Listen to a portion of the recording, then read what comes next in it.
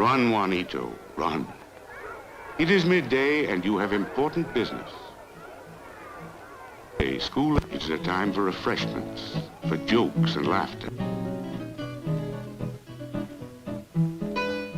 It is a time for quietness, for pleasant games and gentle amusements. It is a fine day and school is out.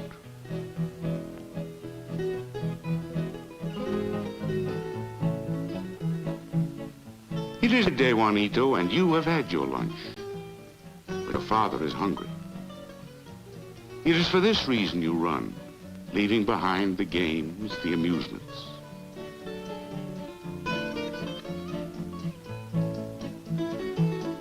Run now for the food your mother has prepared. Father also may eat and rest and refresh himself.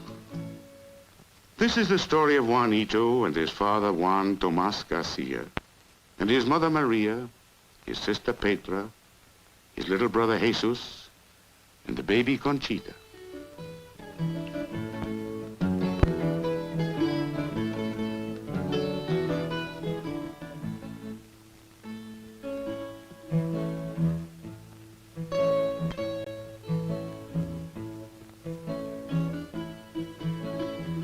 This is the story of a part of the United States, the island of Puerto Rico.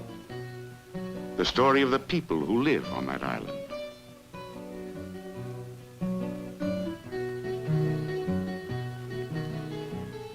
This is a land where many live by farming, where a man's living comes from tobacco or coffee or citrus or sugar.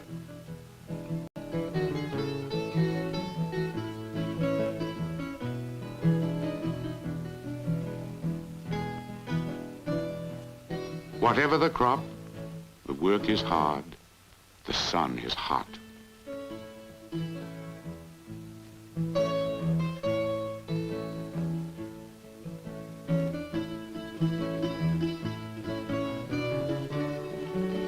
The work is hard, the land is poor.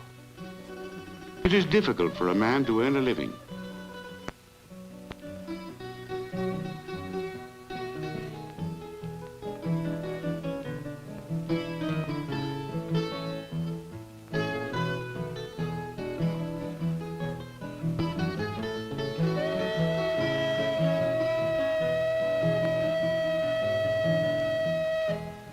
This is the story of how people are, how they act with each other, how they are happy and contented or miserable and afraid, the problems they have.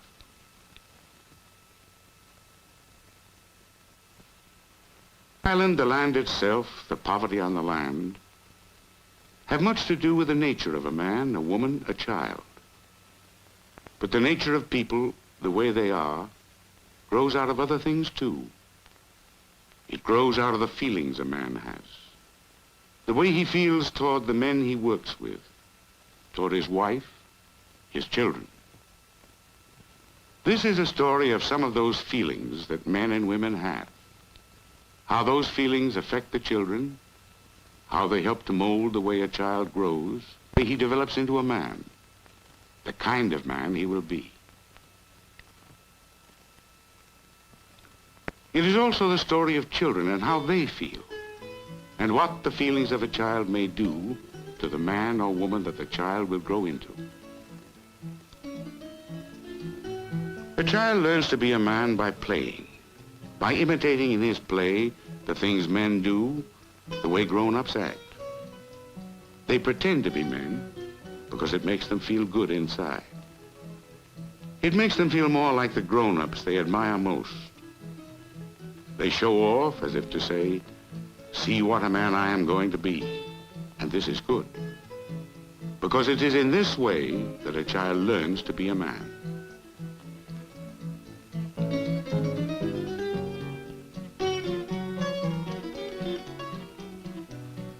But sometimes, without knowing any better, the child imitates only the bragging, unhappy part of a man. Que macho. What a man. But is that being a man, a real man? Sometimes a boy never becomes a man because he never stops pretending. But not every boy must just show off. Juanito can play at being a man by sitting quietly and enjoying the company of his father, Tomas. Every man wants his son to grow up to be a true man, and his daughter to marry a true man. But who knows if this will happen? Too often the boy will become a turkey, a peacock, a fool. And the girl who loves such a man may become a disappointed, unhappy wife. But it is possible to grow a true man, just as it is possible to grow a seedling into a fine tree. So a young boy can be cultivated and grown into a full man. A child grows...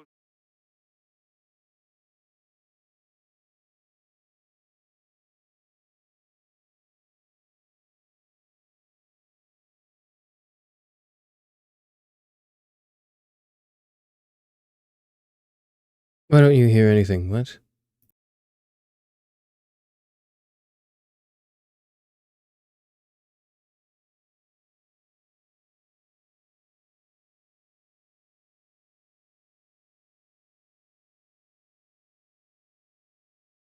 Do you guys hear the... Do you hear the audio? Do you hear the, Do you hear my BGM? Is that working? That doesn't seem to be working for me. Please tell me it's working. I know that you can hear me. I know that you can hear me. Hello. Update available. Not now. Not when I'm live. Please. Don't make me update it now. Okay. Where's Parrot? Why don't you hear anything? No BGM. Okay, so my thing just is not detecting. It's like, so the...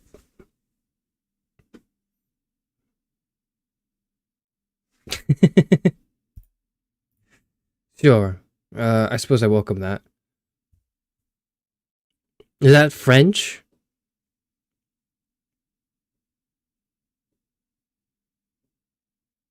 That might be French. I don't know. You should have updated. No. Like, what is going on? What the hell? What's happening? There's a problem. There's a problem. This did not occur until I clicked go live, and then the problem occurred. What is it? Audio stream's bitrate is low. What the hell does that mean? Okay. Why don't you hear anything? What if I canceled my stream? What if I canceled my stream? What if I restarted my stream? Fuck you. You don't hear this. You don't hear stream elements as bots running. Learn how to customize the bot here in your head, do you? Because I do, and it's pissing me off. How do I get rid of this? It got a double, you bastard!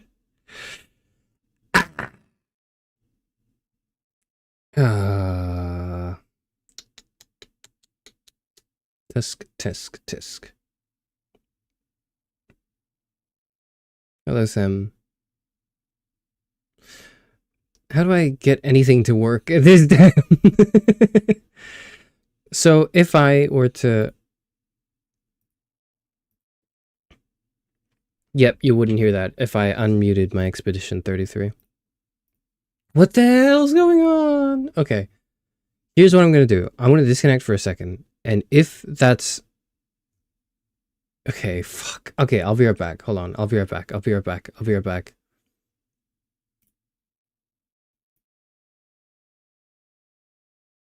Hello.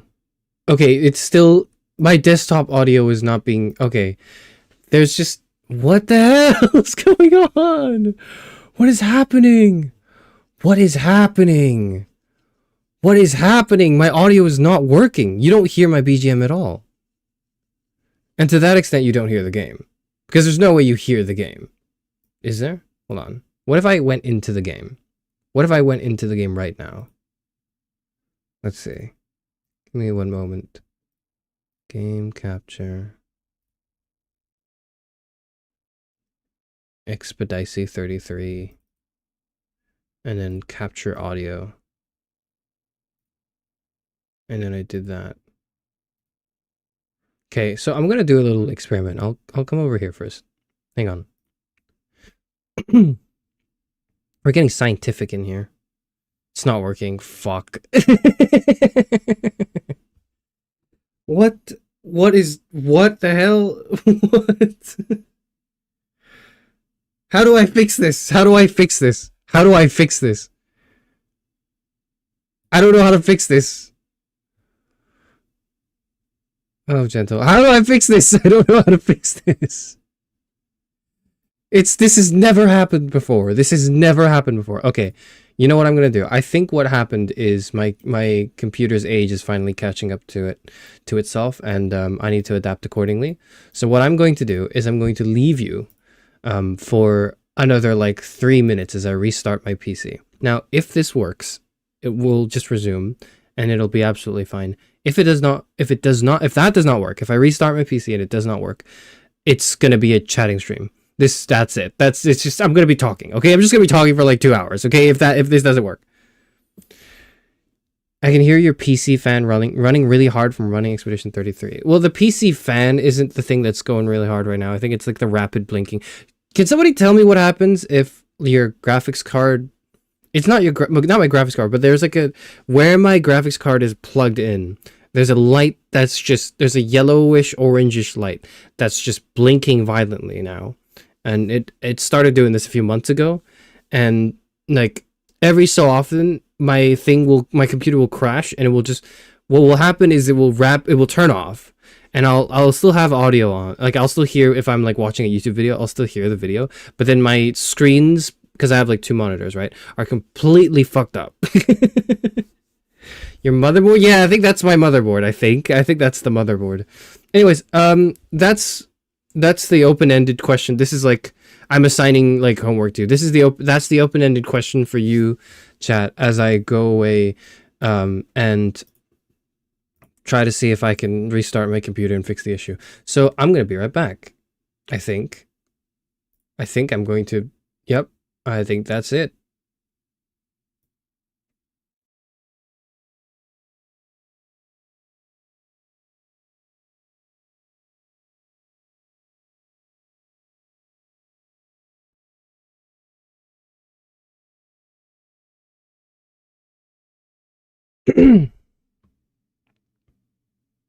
Hello.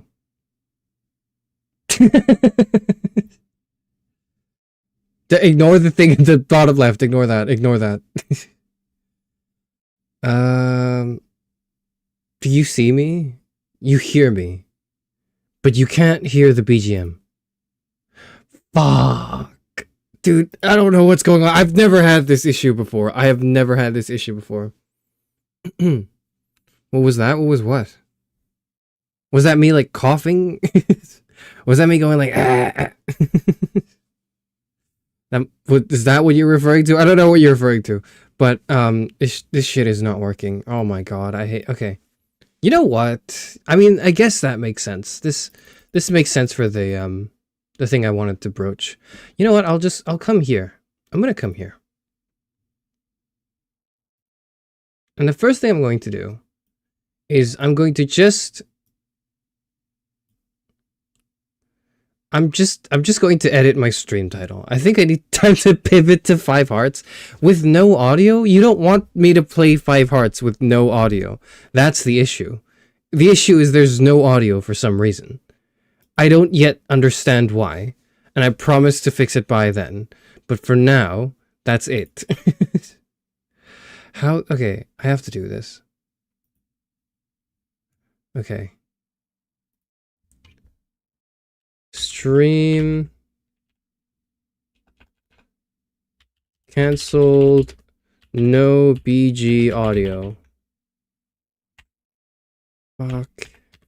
God damn it.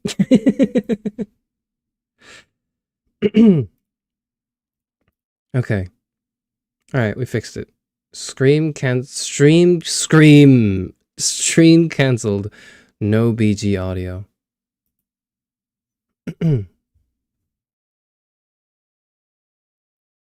Okay, I sleep. See you later, Tara. See you later.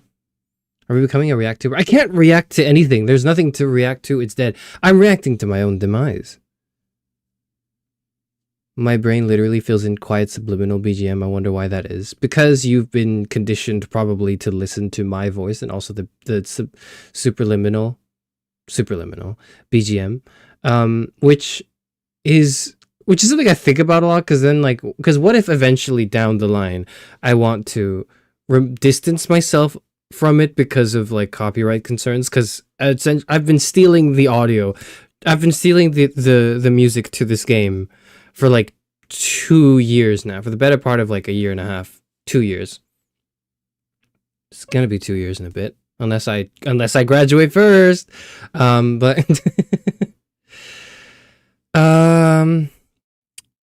this is weird. This is sort of, you know what? I'm gonna come. I like this more. And you know what? I don't even want the image. I want it to just be a. I don't want to be a void. I want it to be a void again. Today's stream has now suddenly been pivoted into a chatting stream about death and existence because my fucking computer is dead and doesn't seem to work for some reason. I don't understand why it's not capturing audio. I've restarted my device. Hold on. What if I do this? What if I do this? What if I did this, though? And then I did this. It doesn't work. Never mind.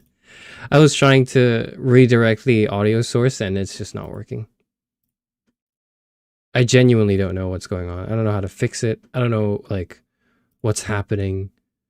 I don't know what the issue is. And I could go and troubleshoot and look up the issue and try to fix it on stream, but I'm too tired for that.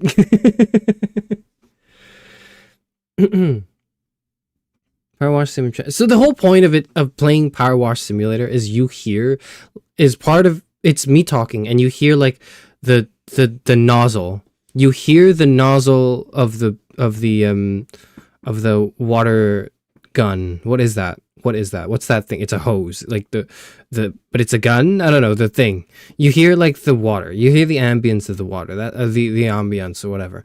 You hear that. That's the point of it being a Power Wash Simulator. Is my voice in my yapping is accompanied by that. But if you can't hear that, there's no point. If you mute Power Wash Simulator, it no longer becomes Power Wash Simulator. The audio, like most games, plays a very important part of it. But if I played any other game, it would just be a worse stream. If I played Power Wash Simulator with no game audio, it's a just chatting stream. It's no longer like a game stream. If I played Expedition 33 with no audio on your end, then it's just a shitty Expedition 33 stream. But if I played Power Wash with no audio, it would just be a just chatting stream. Can we ask weird ass philosophical questions until the stream ends, or if we get bored? Yes, you can. Samsilamare, you asked something earlier, I think.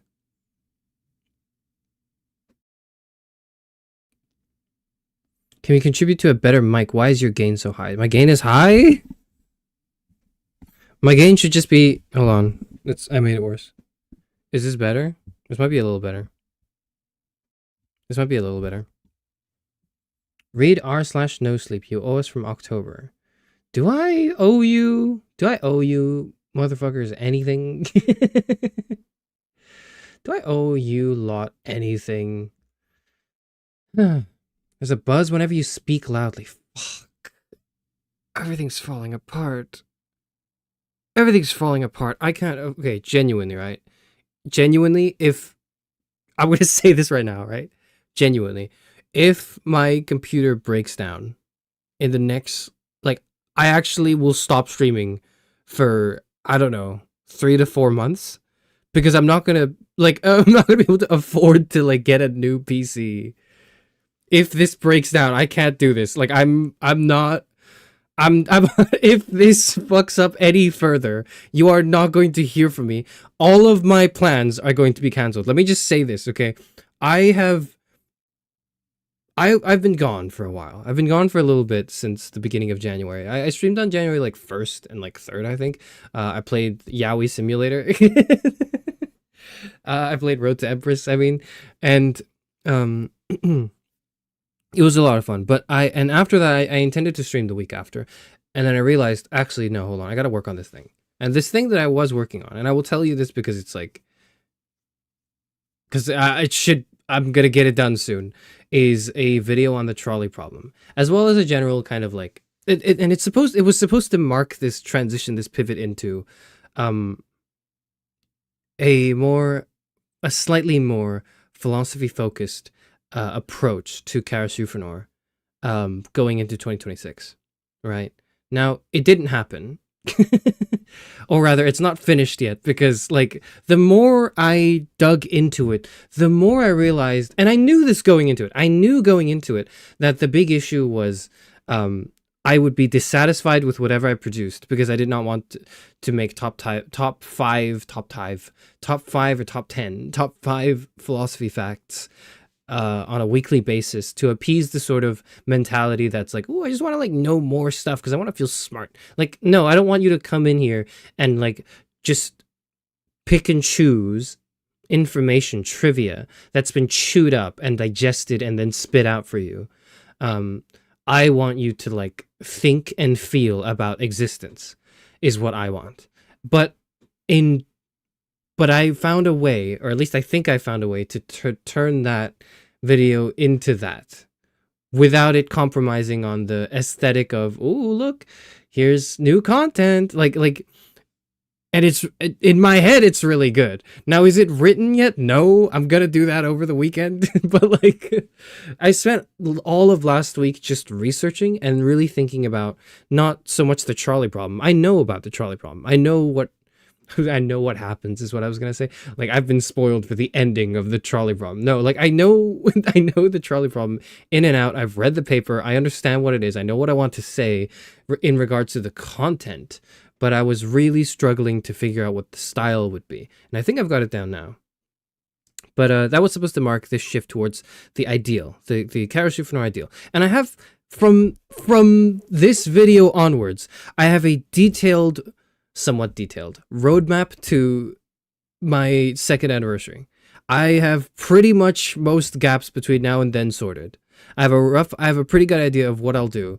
I think I need to fill in April and May, but I kind of know what May will be.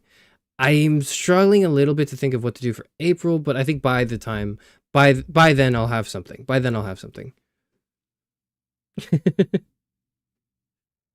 Spoiler alert, the lever kills someone. It does. Does it kill someone though? It doesn't, but it doesn't kill someone. You kill someone. Or did you? Did you kill someone? Do you kill people? I don't know, I'm just a bystander. In the original thought experiment you weren't, but we'll get to that.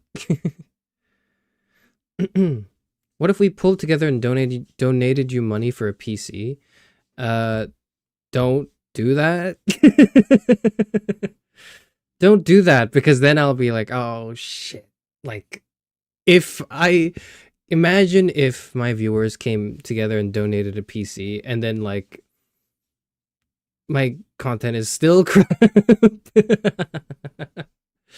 That's the other thing, is like I like what I've done, but now I don't. I like it as in like I know what I don't regret anything I've done previously, but I'm gonna do more now. I need to do more now. This is in line with just like a general sense of death. Your content can still be crap, you know. I know it can be, but like I don't want it to be. My inaction causes more lives to be lost, but in doing so, there is no blood directly on my hands. All I am left with are psychological scars as a result of self-flagellating trauma.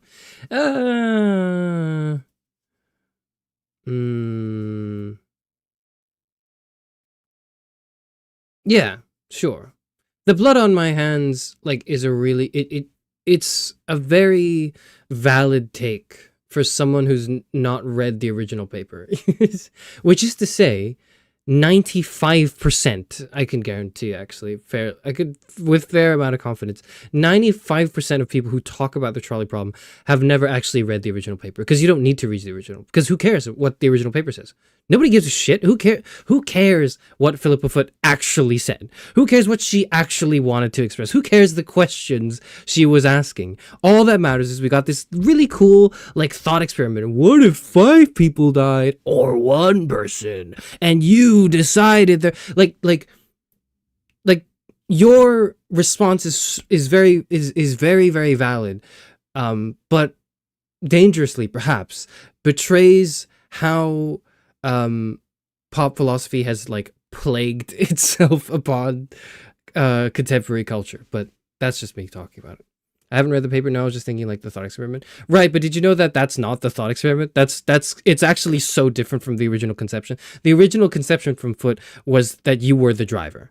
And either way, you would have blood on your hands. You are the driver in the trolley, and it is out of control, and the only choice you can make is to have it keep going or to swerve. And in the paper, Foot actually says this isn't the only case she brings up. She brings up 6...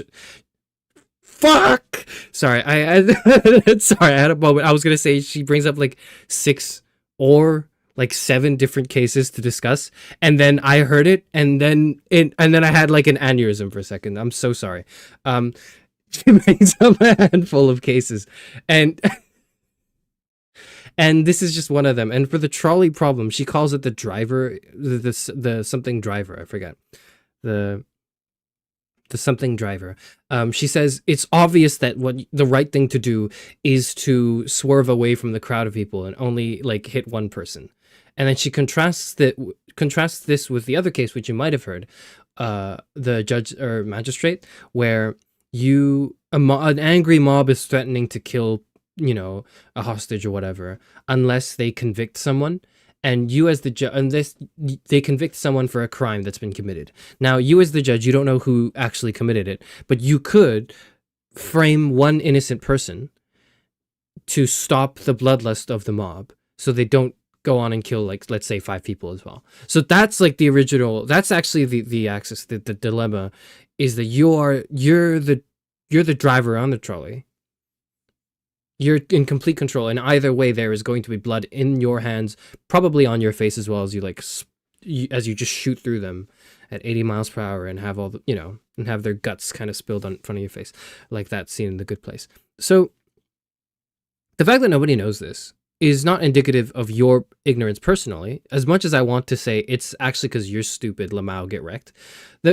Unfortunately, the issue is nobody knows this. The issue is nobody knows this. And by nobody, I mean, like, working professionals don't know this. People who teach in schools that I know don't know this. Whose job it is to teach, like, philosophy, by the way. I myself didn't know this until I actually sat down and read the paper, I want to say 2-3 years ago. Until then, I was also just, I knew the trolley problem memes, and I vaguely thought about it, but I never even thought to go into the paper and look. That's the issue. That's the real thing I'm trying to get out of the trolley problem. It's not like who would win, 1 person or 5. Like, that's not what I care about. That doesn't matter. That does not matter. What matters is the fact that you didn't even know that you didn't know this much context that I think is important about the trolley problem. Now, is it important? We can figure that out. But, like, the point is, that's the reason why it's taken so. That's why I didn't stream at all last week. And dude, now I want to read the paper. It was also about abortion. Nobody knows this, but towards the end, the point of all these thought experiments for Foot was to make some progress in society for the abortion debate. Because you know what she perceived back in her day, what that was the issue. She realized that people who were debating the abortion problem didn't know what the fuck they were talking about. And mostly they were ignorant. And even those people who weren't ignorant seem to have been trapped in this eternal loop and cycle of like, no, actually, this is a human life versus no, it's not. And then it's like, it's arbitrary. And it's like, no, we're killing. So this is murder. And people are going like, no, this is not murder. And it's like, everyone's talking over each other. And she observed this and she was like, this is no good for actual discussion. So we should actually make some progress in this by just drawing a distinction between intention and like foreseeing something as a consequence of your actions. Do you intend to kill someone, or do you just foresee that someone's death is going to be a part of the consequences of your actions, but you don't want that to happen? There's more to this. You can watch like the Wisecrack video on this, I guess, but like the point I'm trying to make is nobody knows it was about abortion, so that's what I'm going to talk about. But I'm not just going to be like, hey, it was about abortion. That's it. Cool. Follow me for more fun facts. It's like, I think the goal of the piece should be for you to reflect in yourself, what else do I know, or do I think I know I actually do not? Because I've been conditioned to think about it in a particular way, and not just like, and it's not that hard to uncondition to see out of it. The Philippa Foot's paper is online and it's everywhere, and you can read it if you want. And people cite it. People will go, here's the original paper, but nobody reads nobody gives a fuck about the original paper. Nobody reads it. Not even the people who like make the videos. They might read it and go like, "Oh, cool, that's a fun fact. I'll throw in." But then they're like, one would think, no one cares. This isn't important. Or alternatively, they would think, well, this will get me demonetized, so I'm not going to talk about like abortion. There's no reason to. And if I say that word enough times in this VOD, I might also get demonetized. Who knows? I I don't know. I have no idea. Nor do I give a shit, honestly, right now, which is a good thing. But, yeah. But now I do, and I have supplemental reading to do, and I'm very interested. Well, I'm going to make a video on it, so you won't even have to read it anymore, because I'm going to read it, and then I'm going to digest the information, I'm going to chew it in my mouth, and I'm going to spit it back out, and then that's going to be the information you digest. It'll be great.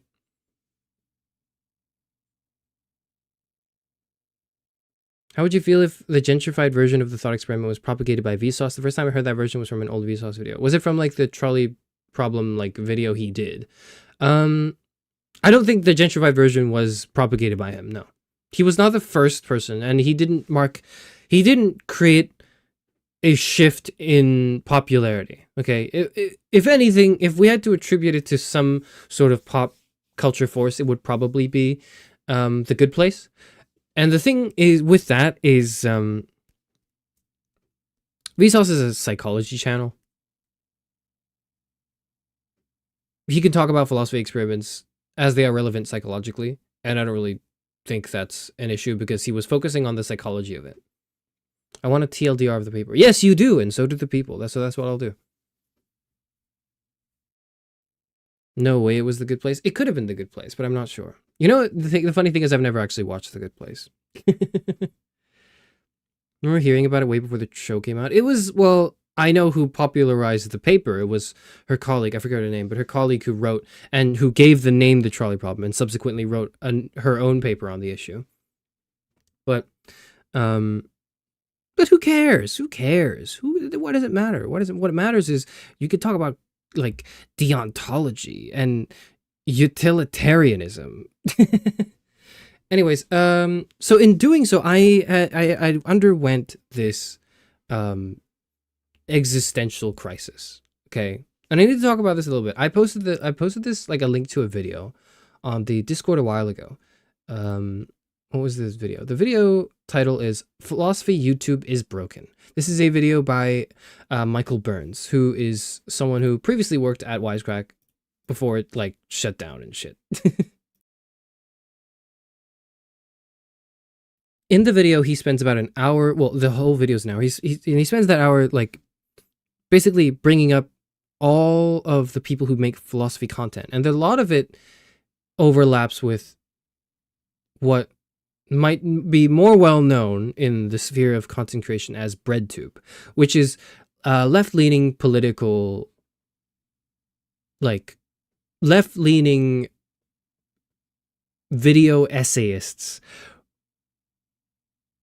who make content, intellectual content.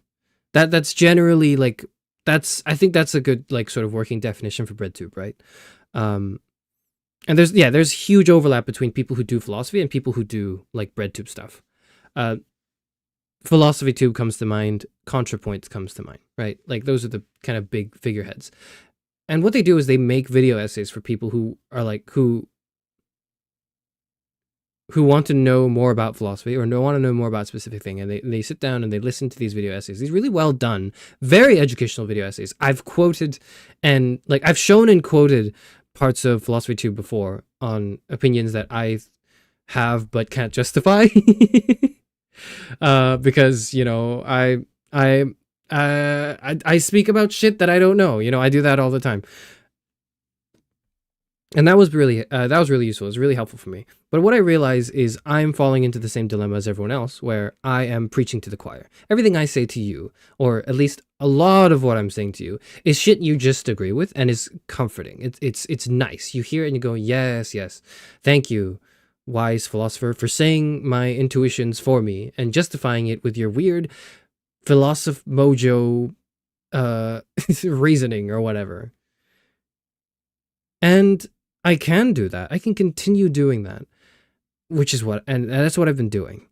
And I realize that's part of the appeal. So that's part of the appeal of Charis Euphranor, is you come in and it's like, and I'm gonna, I guess, embrace the whole identity politics struggle for a second, right? Because personally, I don't give a shit. And that's huge, because for some reason, a lot of people feel the need to assert their opinions on, like, you know, gender dysphoria as people who don't have it, and they feel the need to comment about women as someone who is not a woman, or the other way around. It happens, but not as much, where some people feel the need to comment on men's issues, and here's the problem with men, and they're women. And I think that that's fucking stupid. And I'm like the only person, I'm not the only person who thinks this, but I'm the only person I'm one of the few people that thinks this, but is also willing to just say that. And like, without any remorse. I have no fear. I have no fear and remorse when I say it. There's no like, oh, but I'll alienate a portion. No, I'm not. No, I'm not. Like, I know what I'm about, and you know what I'm about. And because of that, I can sidestep the bullshit that comes with, oh, I gotta be careful what I say on the internet. I don't, because you know what I'm about. You, like, there's nothing actually problematic with that on that aspect. And I trust myself to be eloquent enough to navigate anything that's relatively controversial. And to also just say, I don't have an opinion on something when something happens, say a catastrophic world event. He's about misogyny. Okay. Say when there's a catastrophic world event, I've given people enough sensibility to say that, or to realize that if you ask me a question about world politics, you're not going to get a good answer, because I'm not a fucking expert on world politics. I'm reading the same shit you're reading, probably, or maybe something that's slightly different.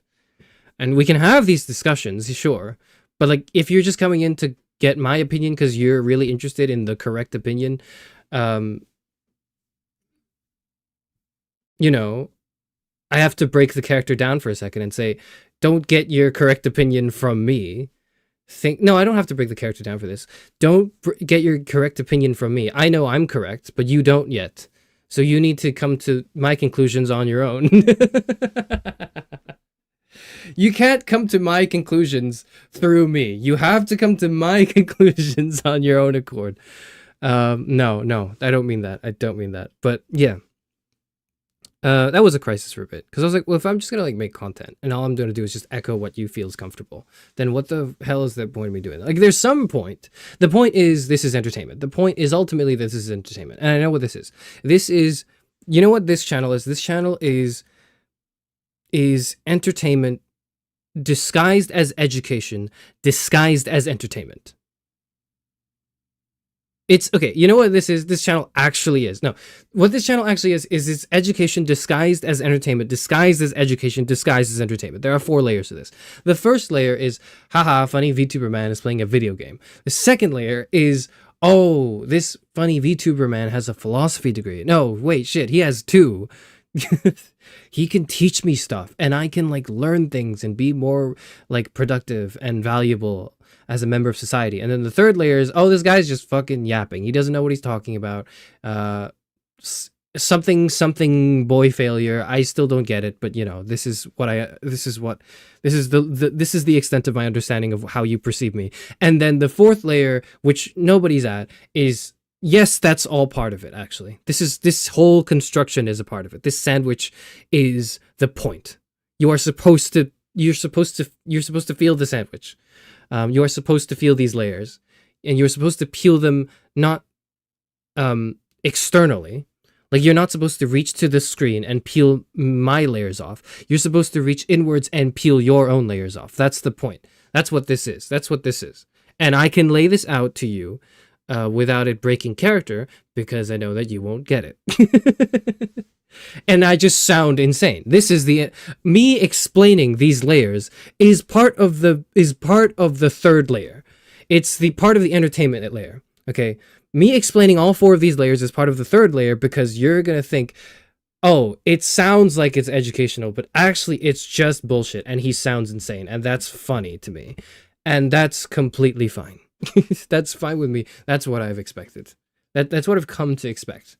But the crisis comes in that where I don't know if going forward like that I should do the same thing. I feel like I should do more than that. I think I can do more than that.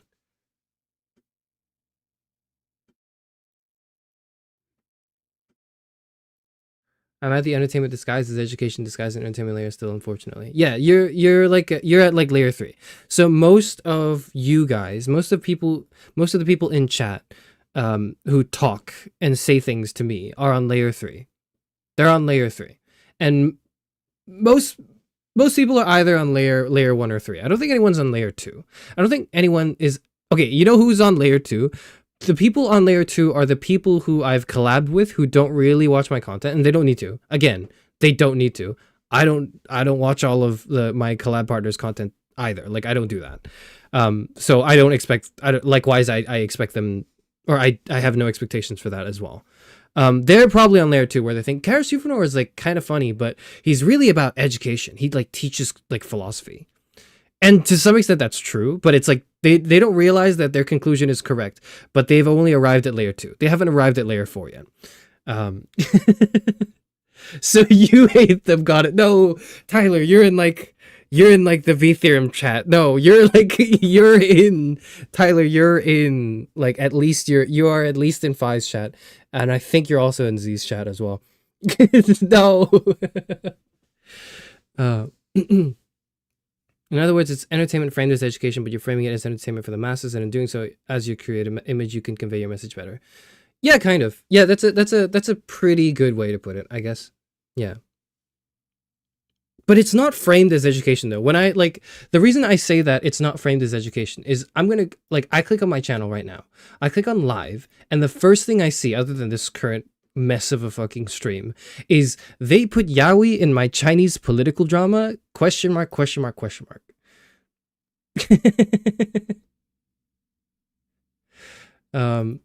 the last thing. This has like 500 views or something, which is pretty funny too. That it's the one without the yaoi. The yaoi wasn't the one before. The VOD has like 500 views because of the clickbait bullshit I did. Who says yaoi can't be educational? It is, but it's not entertainment framed as education. It is entertainment framed as education framed as entertainment. The outermost layer right now is entertainment. What I need to do is I need to turn the outer layer into edutainment. That's what I need to do. So the outer layer needs to be edutainment. It needs to seem both educational and entertaining. Then it needs to seem just educational below that on layer 2. Then in layer 3, it needs to seem, oh, it's actually just entertaining though. Then in layer 4, you get to the the Kierkegaardian layer. Let's call it that. Layer 4 is the Kierkegaardian layer. If you get to layer 4, if I've done my job right and you are at layer 4, you would have a functioning, not just understanding, but appreciation for the Danish thinker Søren Kierkegaard. If you get to layer 4, truly, and you stay at layer 4, you have a working, functioning understanding and appreciation for Søren Kierkegaard and his various notions on subjectivity and existentialism and irony and sort of like the passion of the human spirit, I guess.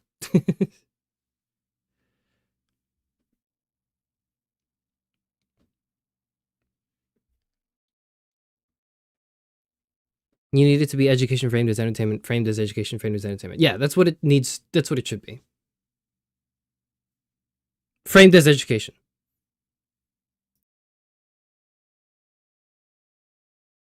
I dip in and out of 3 and 4, but I don't read enough philosophy or have enough of an internal monologue to remain in 4. You don't need to read philosophy to be in 4 is the thing. And and the reason why you feel that way is because I haven't done my job well enough.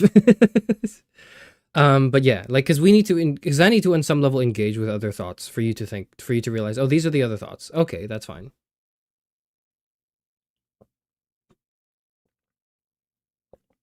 So you're clickbaiting people? Yeah, I absolutely am clickbaiting people. I'm lying to you on 4 levels. When you click on Charis Euphranor, there are 4 layers to this lie. The first layer is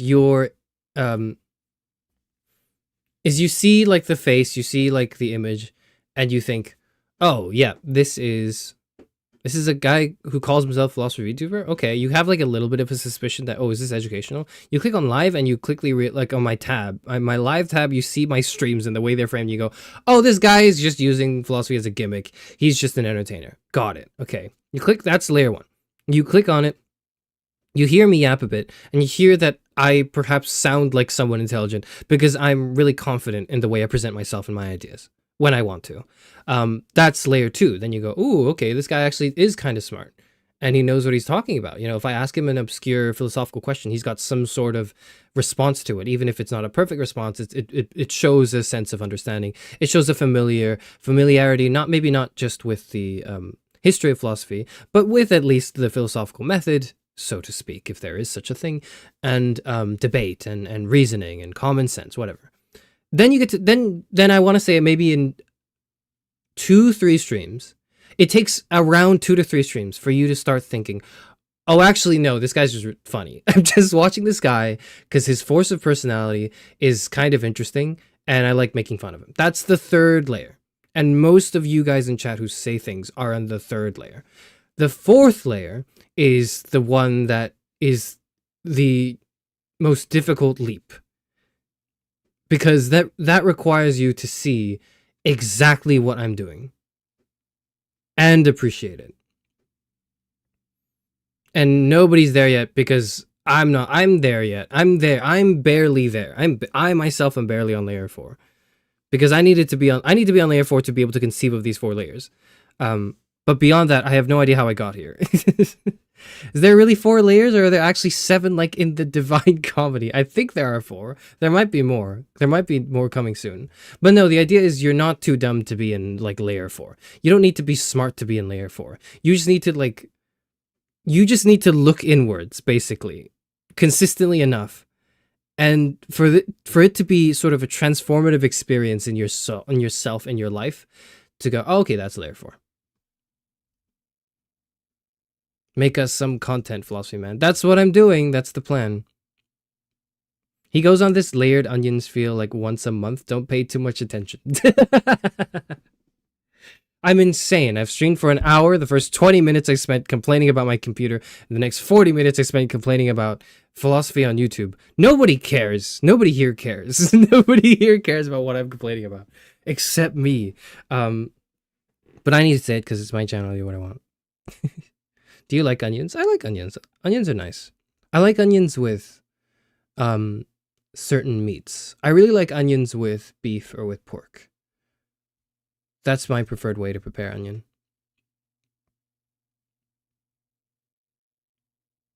As soon as you said the Gap Moe was curated, the layer 3 skin immediately started peeling. Yes. That's that's the thing. That's the key to layer 4 is me telling you that there are 4 layers. Because the moment I tell you there are 4 layers and you realize what layer 3 is in part fairly intentional, and I know all the moves, the layers start breaking down. Now, when that happens is... Oh, never mind. I was going to tease something. It's not. It's too important.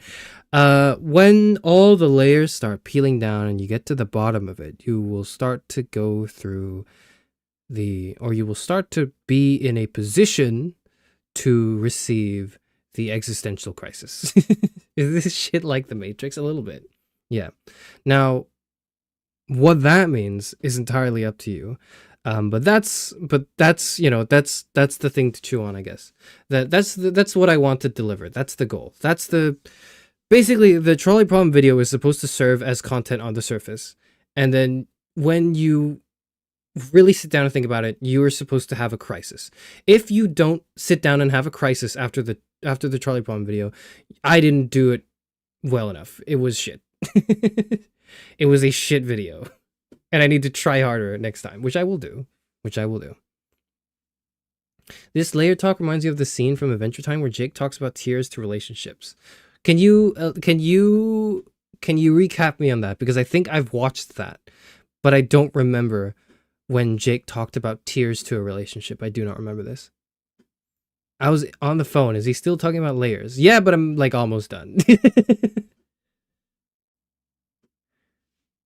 I don't want to be the one to tell you this, but that doesn't make you a male manipulator. You're one step closer to idolizing Morrissey. Yeah, so this is... What's interesting is it's not fake. Layer 3 is not fake. Layer 3, like, these layers are not fake layers. I guess, like, that's maybe, like, this is the further, deeper question that you're asking, which is good. Because, okay, Charis Euphranor, let's say I accept this layer theory that you're proposing to me for some reason. I don't know why you would do that, but, let's say I am accepting this theory. So, what is that inauthentic then? Are you lying to me? Right? Is none of this real? And what I will say is, like, this does not take away from the authenticity that's present. No part of this is fake. I couldn't fake it. One of the things I said about myself in my self-introduction, I think during my debut, was that I'm a bad actor. I'm like a terrible actor because I couldn't lie. I can't really lie to you and sell you on a life that's fake. Like, that doesn't... It's so difficult, and more importantly, I don't want to do that.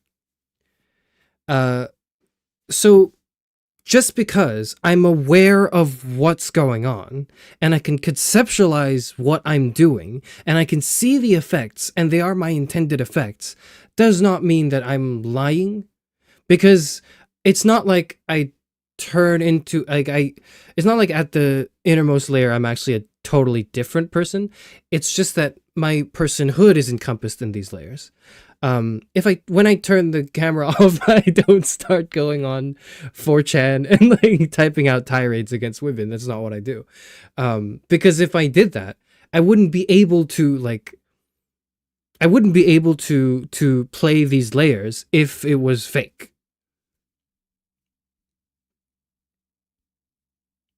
The layer itself isn't fake, but the gap moe peeking out from the image is the philosophy you portray for yourself as attention brought to it and displayed into for endearment. So the whatever that is, I don't know why you guys keep calling it gap moe, because it's not. There's nothing about it. There's nothing about this that's moe. There's nothing about this that's moe. Like, I'm like a. This is just like, I'm just a person. I'm just a person.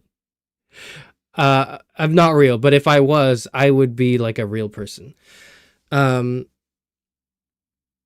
I don't play into it for endearment. I play myself. But I play myself as a character. I live under imaginary circumstances. Why? And what I mean by that is, I don't. Hold on. Do I go there yet? Not yet. Sure. Let me think. Yeah, okay. I'm like a I'm a person. I am a person. Thank you, Charis Euphranor. But I'm not just I have like a goal. I have like a motive. I'm not just sitting here playing a video game just because I want to play a video game.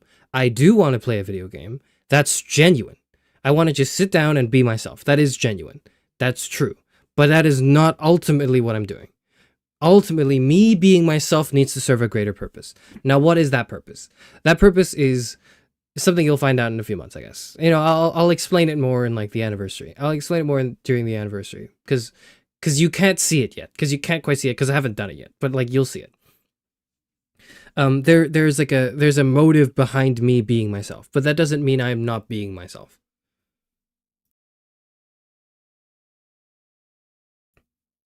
So you're just cute normally. Fuck you. I'm not in the I'm sorry. I'm not in the mental headspace to receive a compliment right now. I'm like I'm entrenched in just oh god, I'm like I'm entrenched in shit. I'm entrenched in like just like agonizing dread that I can't like I'll like explain it. I will explain it. I can't believe you hate your women viewers. That's messed up. I don't hate my women viewers. I hate all my viewers. It just so happens that statistically that is I'm going to go on it right now. 63.4% of you. That it's just a coincidence that that's 64% of you.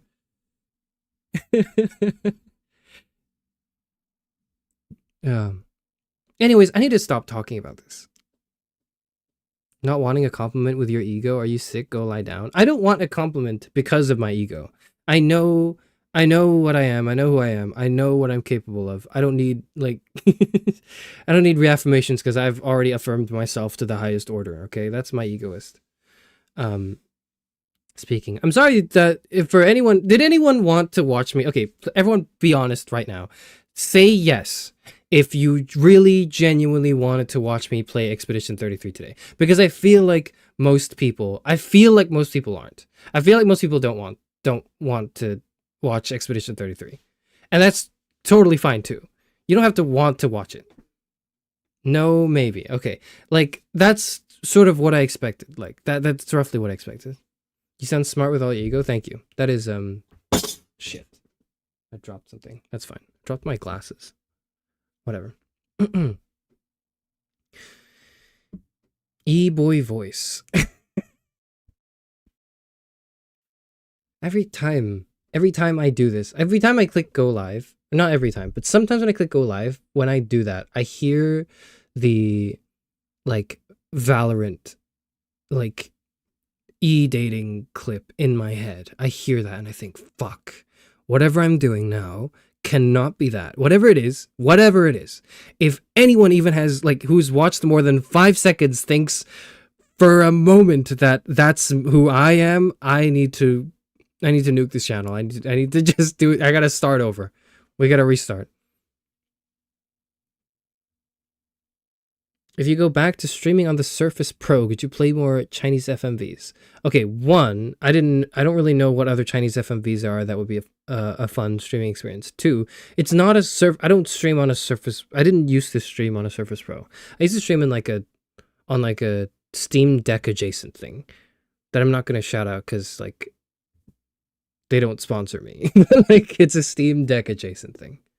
Sorry, Sem Silamari, you've asked me multiple like philosophical questions, and I've not responded to any of them because I've been on my own train of thought, and I thought that if I responded to your questions, like it would kind of push me away from that for a second. I'm going to do that now. You said earlier, just now, you said, can AI be sentient? No. I did a sort of extended, very long take on this with Axion, I want to say like last year, like half a year ago during the AI arc. You can watch that if you want the long notes, the longer, like, full version. But the Cliff Notes is no, because the definition of sentient, it's no by definition. In the same, like, I see it, and it's almost like, not pedantic, but it's almost semantic the way I see the way I see this is, and I understand if you would be dissatisfied with the response too. So, like, let me just say that let me preface by saying I know it sounds just like semantics, but AI cannot be sentient in the same way that, like, bachelors cannot be married, because I think, like, it's a necessary condition for something to be, like, whatever AI is never going to be what sentience requires, which is, like, real personhood. So, like, there's no way and there's no debate, but it's more of a semantic argument. I'm just saying by definition it can't happen. Now, then maybe the deeper question is, okay, so, but what if it really looks like it? At some point, can it look like it enough that it just is? And this, this is a problem with the other minds.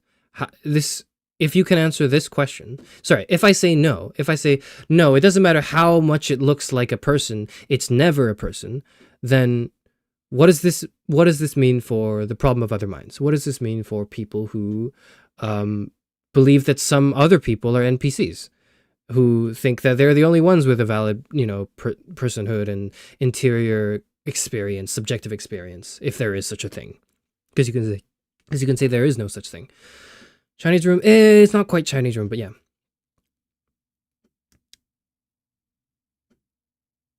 I would say that the way this doesn't become a slippery slope, the way this doesn't devolve into nobody's real in this world except me, the way it doesn't devolve into skepticism is in me saying that the solution to the problem of other minds is not to confidently 100% prove that other people have it. Rather, this should be the premise. This faith, maybe trust, this, like, this leap that we take, and it's a little Kierkegaardian in the sense, although not religious. This leap that we take in assuming that somebody else, the person across the table from us, is a real person and not a robot designed to, like, trick our senses, is an act of human trust. I would say it's a leap, right?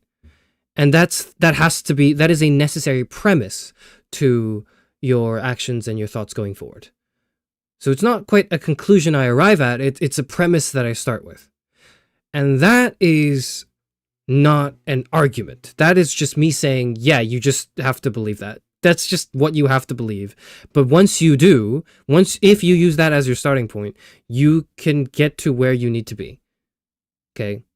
That's essentially so it's a great question, Sam, because this makes me boil down my, to some extent, my metaphysics. And I don't like the term, but, like, this is to some extent my metaphysics. And they're very weak, as some of my Hegelian friends have noted. The Charis Euphranor metaphysics are very sorely lacking, and that's okay. It can be lacking. That's fine. If you want to flex your system building, immediacy as the first step or whatever, you can do that if you want. But, like, I'm not interested in systems. Fuck you. Oh.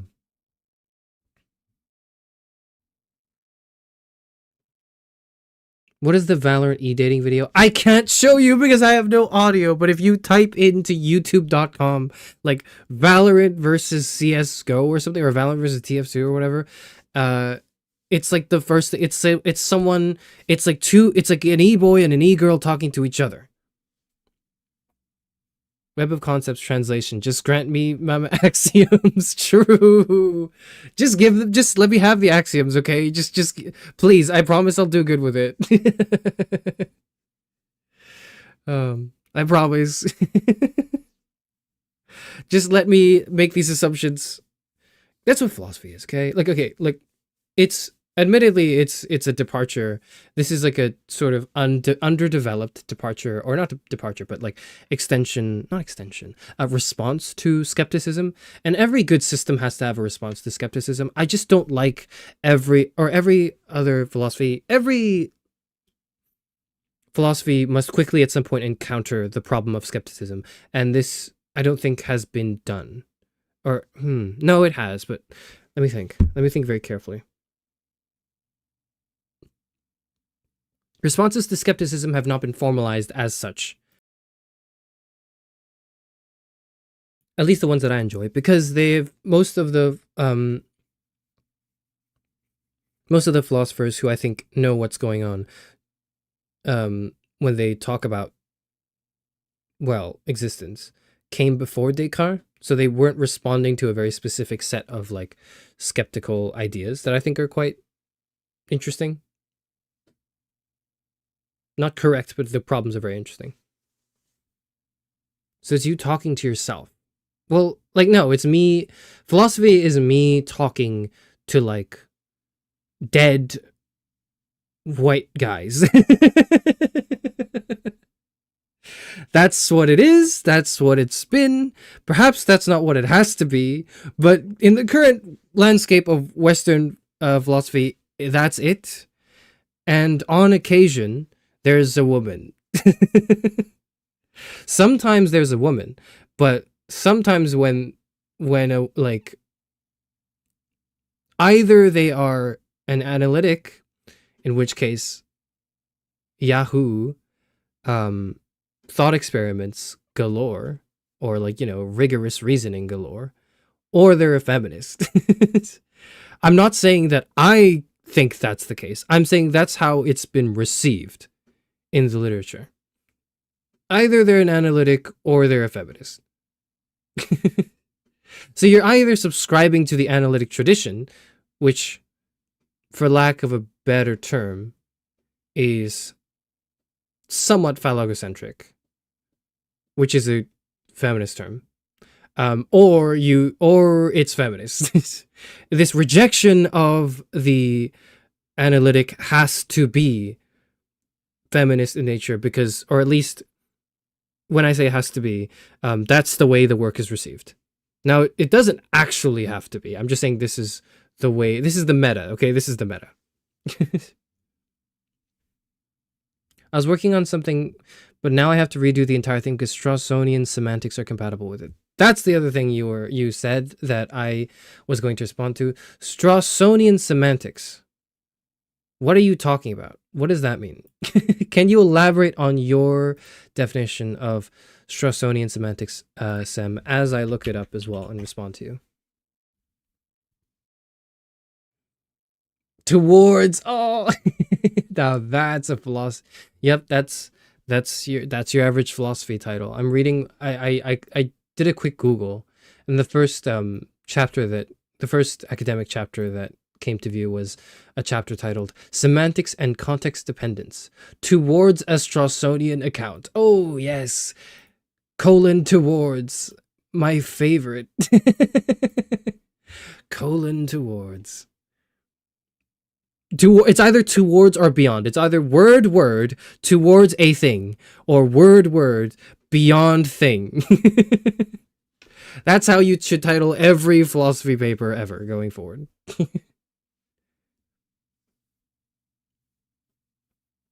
I just listened to it. What the fuck? Yeah, Zero. That's so imagine hearing that every time. Imagine hearing that like 3 times a week in your head as you click go live to go talk to strangers on the internet.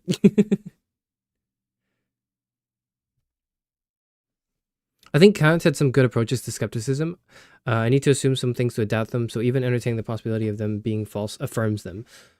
Yes, that is a very good, quick and dirty summary of Kant. For the longest time, and there's shame upon me too. I like to blame my environment personally, but it is a level of shame on me. Where I just saw Kant for the longest time as the deontology guy, and that is such a limited reading and understanding of him that it's like, it's tragic. And you know what I blame for that? I blame the way people taught the philosophy problem, the trolley problem. The trolley problem is why for years all I knew about Kant was, oh, he's like the deontology guy. He doesn't like lying. He says if there's an axe murderer, you should like let him in. That was my extent. That was the extent of my understanding. When like this, did you know like, and I only really learned this fairly recently, but like Kant was like the first person in history to teach geography as like its own discipline. Like he had lectures on geography. Nobody else had that. Like he correctly and accurately predicted a lot of shit too in geography. Considering the fact that he was the first one to do it, it's beyond impressive. He had many accolades and achievements as well, but among other things, yeah, like part of what makes Kant so impressive is and the reason why Western philosophy talks about him a lot is not because he had like an answer to the trolley problem, although that might be most people's first contact with him. It's because of his contributions to like the skepticism versus, is it empiricism? I forget what the isms is, but like there was a fork in the road. There was a debate going on where like philosophers were taking either one side of the argument or another, and Kant came in and was like, actually no, this is not the way we should do it. Here's why, and here's my reasoning. He wrote like his approach to his response to skepticism, i.e., the world's not real, nothing's real, is critique of pure reason, right? And then he writes critique of practical reason or something. I forget the rest of his bibliography, but he's like that's why he's the GOAT. It's not because he was like, you should pull the lever because that's your action, you intended it. And like, I'm not saying the categorical imperative wasn't important, but it doesn't even make it to like the top 5 highlights in this guy's career, but this is the only thing that most people know him for. And by most people, I mean most layman people. I don't mean like philosophers. Like academic philosophers who work on Kant know Kant. Because there's lots of debate on Kant, but unlike some other philosophers, say like Nietzsche, I would say that most people who know Kant actually know what he's talking about, because his text, and it's a compliment, because Kant's work was way less confusing than, say, Nietzsche's work or Kierkegaard's work or some other thinkers' works that I personally enjoy as well. Like he was much clearer with his shit. There was less room for misinterpretation. Straussonian semantics are words your own conversation. It's mine too. Sorry, I didn't even answer your question. What the hell is Straussonian semantics?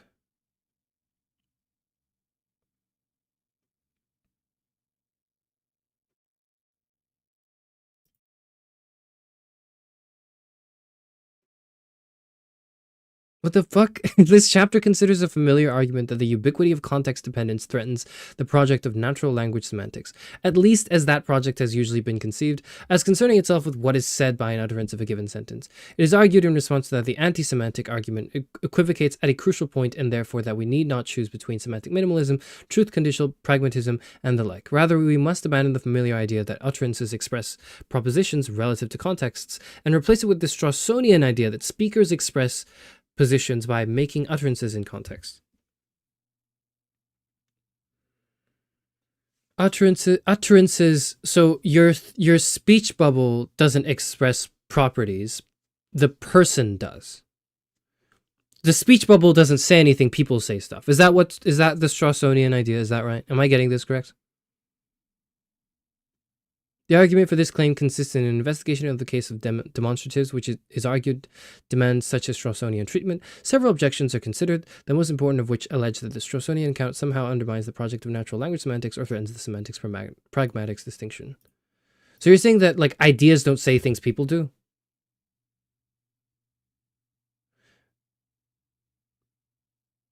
Meanwhile, academic humanities papers are clever joke, the topic being explored. I love that. I like clever joke more. Clever joke is a format I can get behind. God, I hate it because I have to now make a middle ground between hard incompatibilism and compatibilism. It's not just, it's a social thing. I can write exactly how it works. I have to write it like that because if I don't, it has no answer to free will. Damn. That sucks. I'm sorry. I'm so sorry you have to write an analytic paper. Never again. Oh god, I hate.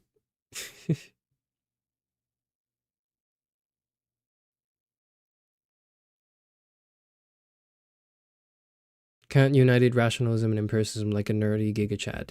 I don't know if I would call it uniting, but he definitely did clarify the debate, or he changed the debate. Like he changed the discussion. And that's, if you know anything about philosophy, changing a whole discussion is like, well, I don't know how else to describe it other than it's a paradigm shift, isn't it? What if the person is stupid and can't frame their thoughts? Me? Then you need to be educated. There you go. And you go, oh my god, that's me too. You might be thinking to yourself, and you're probably right. You're probably right. Yeah, you do need to go back to uni, or at least maybe not like physically go back to uni, but like pop up like a lecture from time to time and just listen. Just listen. Just sit down and just put up a free lecture online and listen, or watch a Charis Euphranor stream and pretend like it's the same thing. You can just pop open a Charis Euphranor stream and just pretend like, yeah, that's basically what it's like to be educated, isn't it? It's not. But, you know, you can act as if it were. You know, clock into your daily Charis Euphranor listening party and go, well, that's my feeling smart quota met. Now I can be stupid again. When he changed the discussion, it was like when Mountain Dew invited the Baja Blast. This is the There's a very clear divide between some of my chatters and some of the others. Thank you for making it clear that that's the case. That's exactly right. Maybe. Well done. Yep.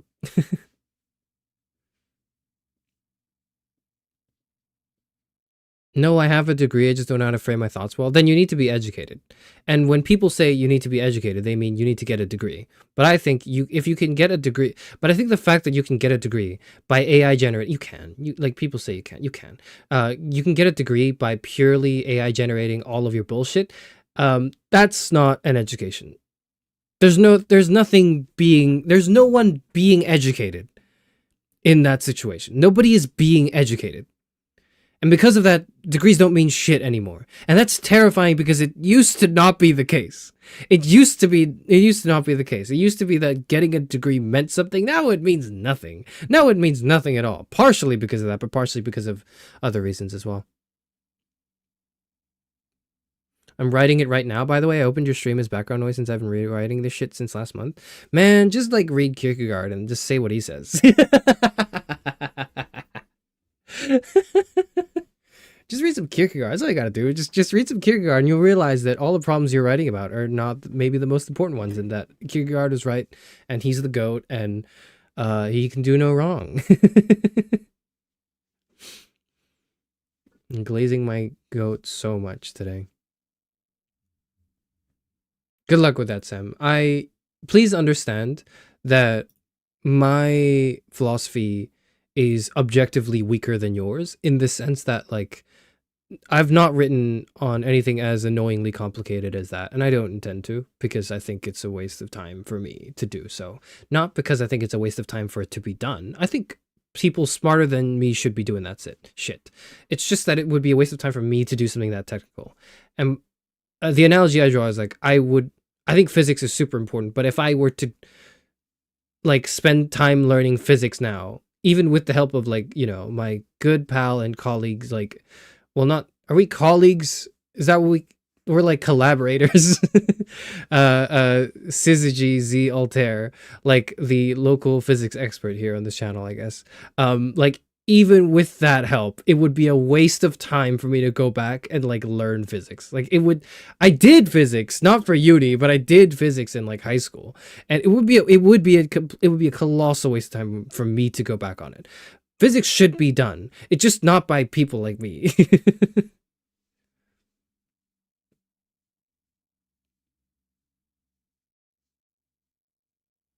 Let AI do all the work, claim the credit, become the expert, and get that money. That was unironically my thought a few years ago when when the AI boom first started happening, and I didn't see all the fucking. I don't really have a more eloquent way to put this. This was before I saw the fucking bullshit that came out of AI. My thought was like, oh, I should make it write philosophy papers and then claim the credit of it and then make money that way as an academic. Like years ago, I thought that at the boom of AI. Now I don't think that anymore because I'm a lot more driven, but also a lot more cynical. It's not plagiarism. You put everything in quotes. My problem was that I put too much in quotes in my writing because I just genuinely think that I don't need to say a lot. Like, and that's the problem is like, that's the problem. I think I regurgitate more than I rather than synthesize new ideas, I'm more interested in applying ideas to reality. And that does not lend itself to academic philosophy at all.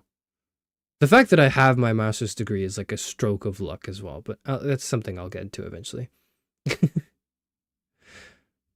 My favorite thing about Charis doing community movie nights is when I have to write my thoughts down and think so I can try not to sound stupid. Keyword being try. It's really good. It's like a professor you really respect coming into the room that you want to assume aura around. It just happens to not work 90% of the time. Okay, all right. We'll do more movie nights. Okay. We'll do more. I hear you. We're doing more movie nights. Sure. Okay, fine. That's a good argument for it. I know that's your intent, and your intent has been granted.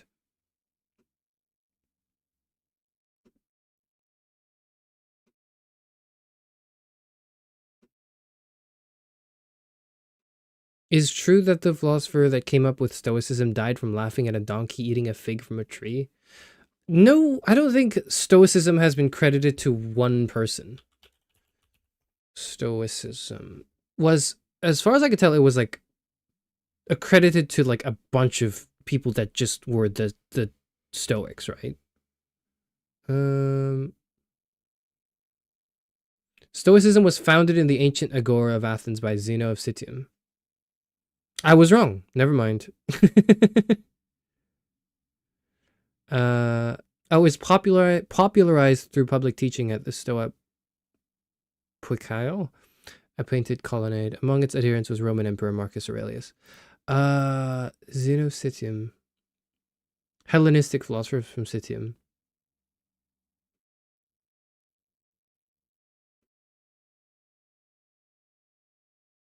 Stoics, the Epicureans, and the Skeptics were the main people in Hellenistic philosophy. Okay.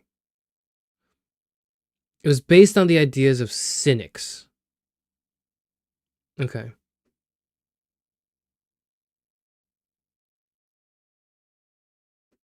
Yeah, cynicism is the thing that has no, like, single person that's credited for it, right?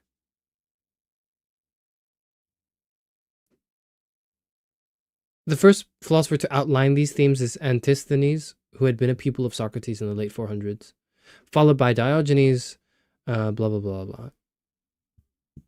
Okay, hang on. Sure, that makes sense.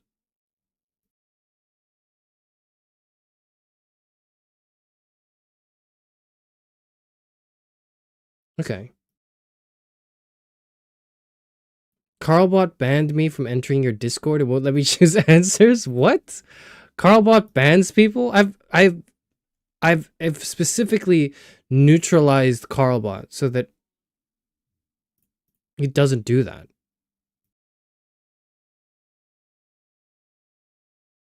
Let me see.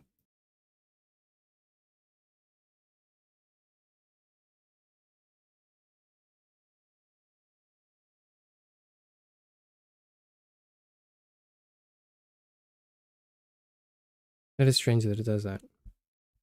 It shouldn't happen. I don't know what to do. Is there like a ban list? How do I check?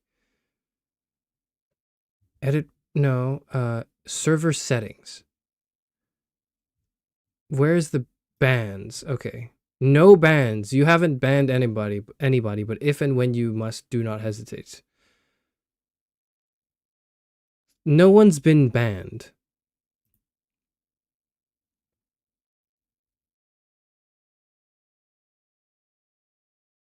I don't think anyone's been banned. Nope. Nothing's on my ban list, so I don't know what the problem is. You are not eligible for roles from that message? Uh-oh. Oh, hold on. Tyler, are you in purgatory? If you're in purgatory, you need to get out of purgatory.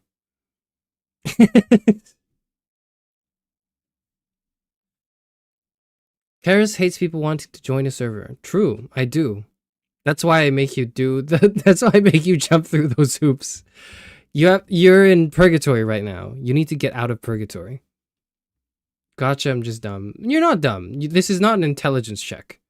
The server is not... It kind of is an intelligence check, but you can get away with having 0 intelligence if you're just patient enough. That it was intentionally crafted in such a way that no prerequisite knowledge is necessary. You don't need to be particularly smart, although it will help. And as long as you're patient and you read everything, you will be able to get to it. At worst, you can watch me explain it. Why is joining the Discord like doing those impossible "Are you human" checks websites have? Do you want me to give you the real answer, or do you like the real quick answer, or do you want me to give you the 2-hour spiel answer?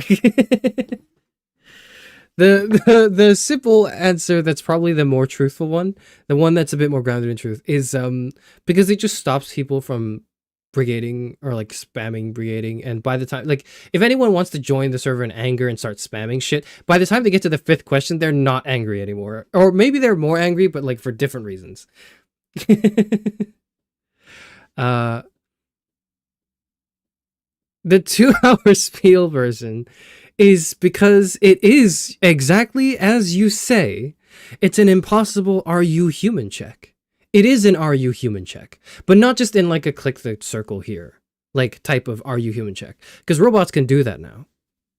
And I'm sure to some extent an AI, if you really wanted to train an AI, could do this too, like enter the Charis Euphranor server. But the point of the Charis Euphranor server is I'm not asking you, I know that you are a Homo sapien.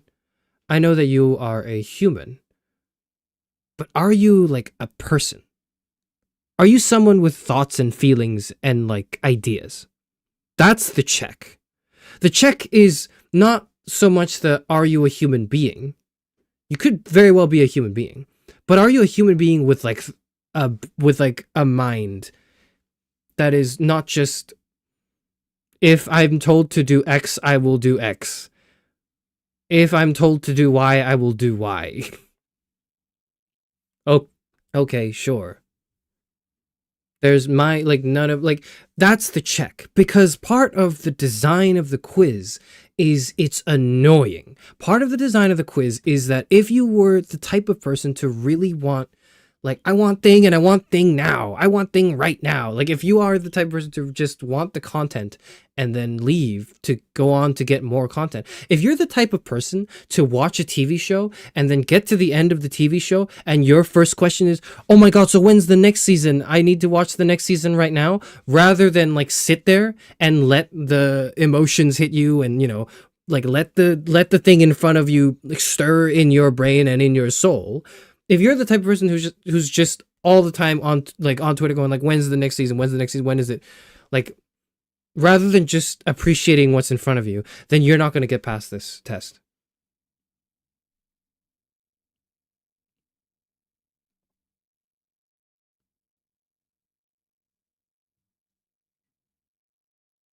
Whoever the fuck made the CAPTCHA that hard, I hope you're having a bad day. I can't even make an account. The CAPTCHA I physically cannot complete. I'm not joking. Okay, I didn't make the CAPTCHA. Okay, somebody else made the CAPTCHA. It wasn't me.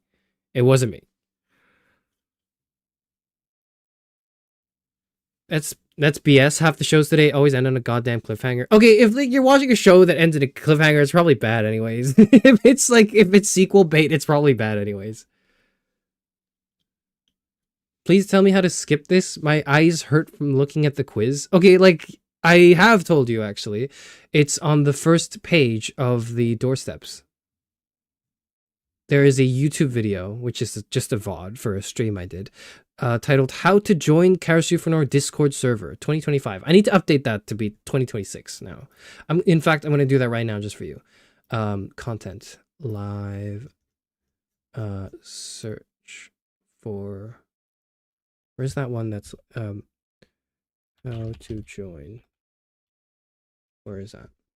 There you go. Found it. 2026.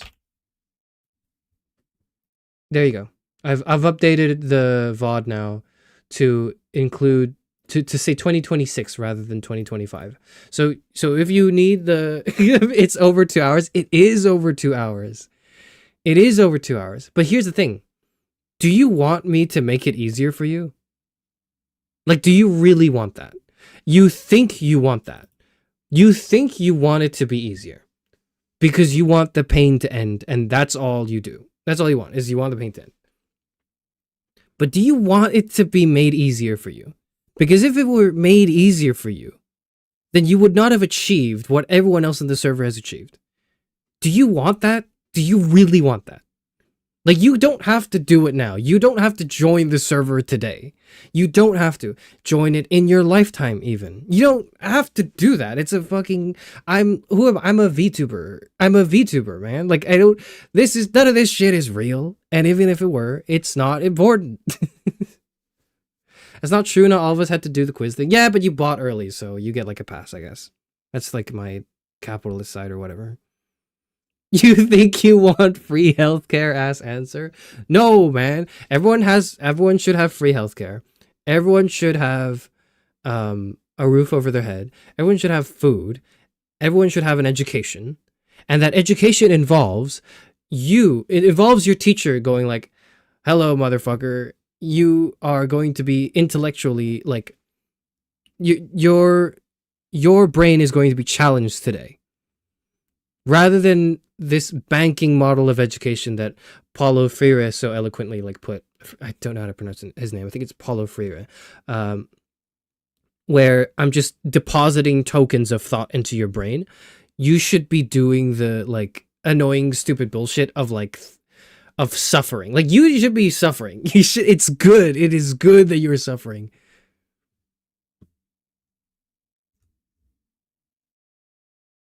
I'm being punished for trying to join the community. I'm not punishing you though. There's no punishment. There's no like, I'm not punishing you by barring you from entry. Your entry is welcomed and it is possible. And Fi's done it. So I know you're from Fi's stream. Fi's done it. So hey, what's stopping it to you?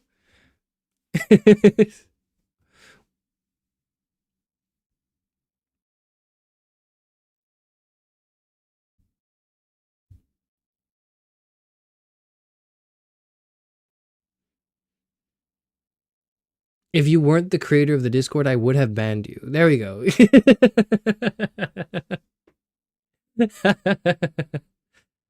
Everything is working as intended. Yep. Should I timestamp it? I've been refraining myself from doing so because I thought you said you'd do it yourself. Hello, Kira. Kira is our local timestamper on occasions because people are busy. But when timestamps do happen, they're really, really, really detailed, really good timestamps. If you were to timestamp this, could you? You know what? Yeah, you like it. Let me think. No, don't timestamp it. Yeah, I've said that. Don't do it because I'm going to do it myself. And now I think I'm just not going to do it. Now I think I'm not going to do it because I think, like, that's the point of it, is that whoever watches that will not be able to just click on, okay, this is the next answer, this is the next answer, just tell me the answer. I want whoever watches it to go, fuck, I have to sit through a 2-hour VOD. What am I doing with my life? I need people to think that. I need people to think that. I need people to think, like, what am I doing, like, when they're doing this quiz? Or they're enjoying it. And it's one or the other. And like, eventually you'll learn to enjoy it. And when you learn to enjoy it, you will become such a powerful person. I promise you. Can you ban him from the Discord anyway? Stop. Stop. I own the server. You can't ban me. I own the server. You hate your viewers. I don't hate them. If I hated you, if I really hated you, if I really hated you guys, I would have not made a server at all, actually, probably. I don't know, actually. If I really hated you guys, I would have not made a quiz at all. I would have made it super easy to join the Discord, and I would do fun stuff all the time. Like, I don't know, watching movies and community interaction, which is just me, like, you know, talking on the Discord, I guess. I don't do that very often because I don't hate you. If I hate you, I would submerge you in complacency and have you just never challenge yourself and never think to yourself about what you're doing. We had to beg you for months to make a Discord. Yeah, I know. And I spent the months thinking about it because I was like, how do I make it without it being a monumental catastrophe? And that was my solution. I already made the server before you did. You just refused to mod me to share the link. That is true, maybe. And I don't know how to navigate that response as a politician. So I'm just gonna ignore it now. But you're right. Oh, it's literally just how I feel about all of your content. You need to be slightly challenged. You need to be slightly pushed because nobody's doing that for you. I think this coddling is dehumanizing. You are being coddled by social media, by your phones. Not your phone necessarily, but like you are being coddled by social media as a whole, and this general anti-intellectual movement in society that's emphasized and encouraged immediate benefit, or like just like the next dopamine hit over genuine introspection.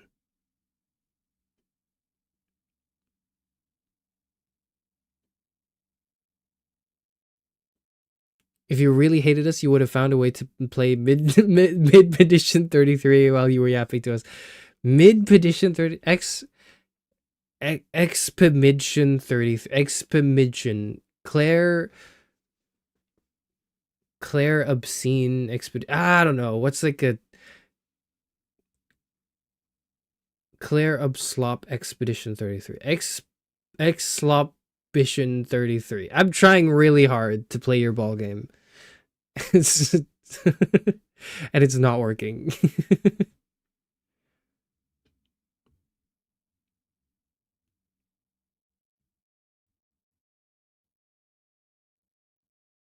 How many months did it take to bully you to make a Discord server? Like 4 or 5 months? I think it was around 4 or 5 months, yeah. Anyways, like, don't think that, oh no, like, I can't join the Charis Euphranor server. He must hate me. That's okay. The server isn't going away. When you join the server, you will have access to everything that's, like, been said in the server.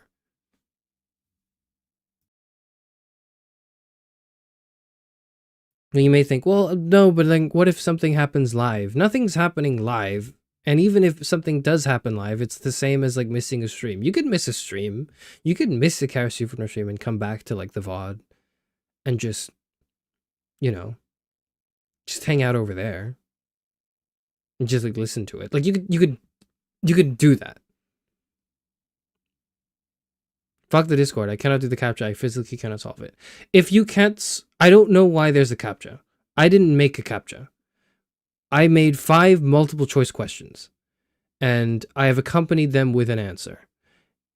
If there's a captcha that's annoying, then like that's not what I did. I didn't do that. Like I don't know how to disable that too. That's just Discord's own thing. Okay.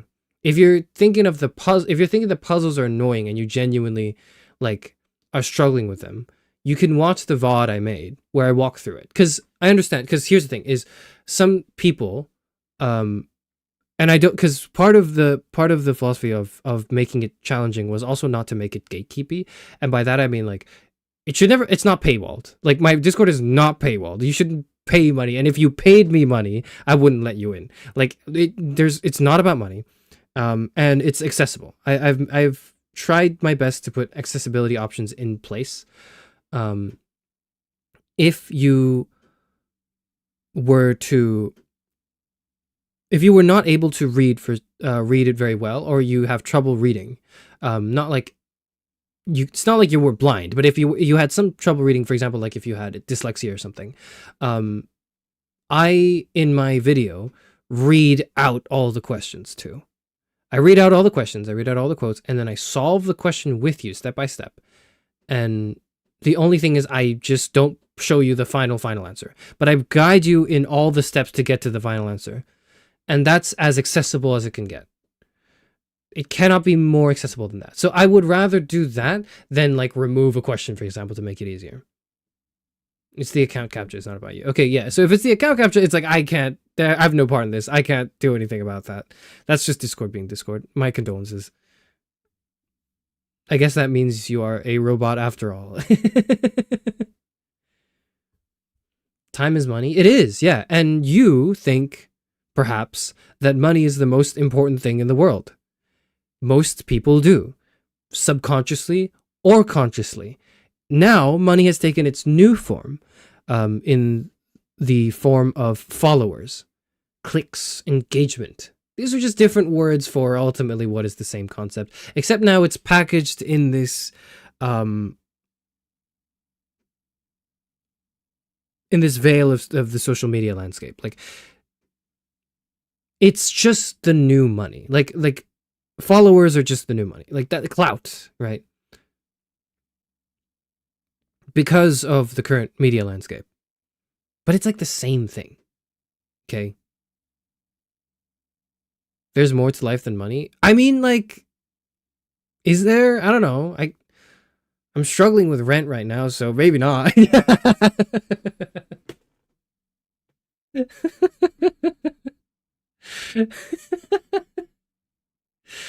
That's not funny to anyone else. That's funny to me and nobody else. That's a joke I made for myself and nobody else. Okay. What is he not playing? Hello, Tia. You may notice that the audio's not, there's no audio coming out. Like, there's not even BGM for this to be like a chatting stream. The reason is because I just, for some reason, my desktop audio is not working. It is not being captured. You can't hear anything from my like computer. You can hear it from my like microphone, but you can't hear anything from my computer. This is really concerning.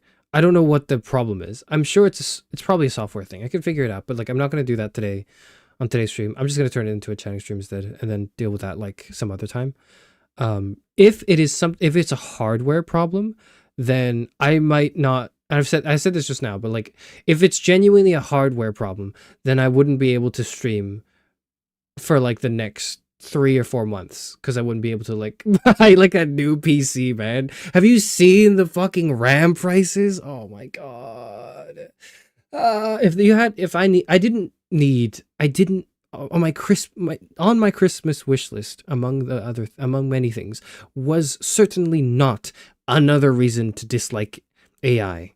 Okay, but Santa Claus was like, yeah, that's what we're doing. We're going to give you another reason to hate AI. And then inflated the RAM prices. Fuck. Whatever.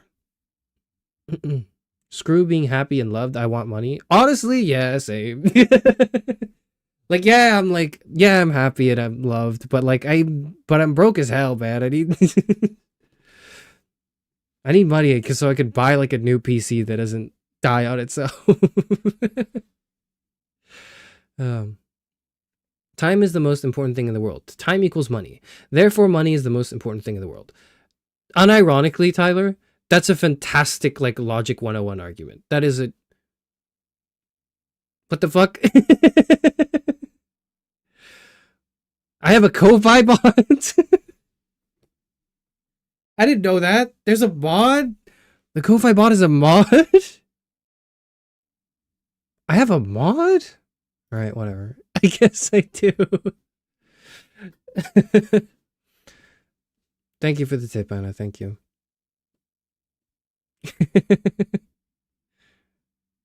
Unmod that fucker, nepotism. If I unmod that fucker, can it still display messages? I don't know if it can still do that. I'm gonna remove a standard moderator, and if anyone else tips my Ko-Fi and they don't get like a shout out, then we'll know. I was gonna say someone test that, but that literally just be me. That's literally me asking for money, so I'm not gonna do that.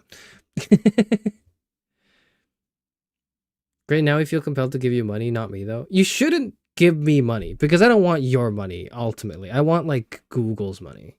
That's what I want. I think they have too much.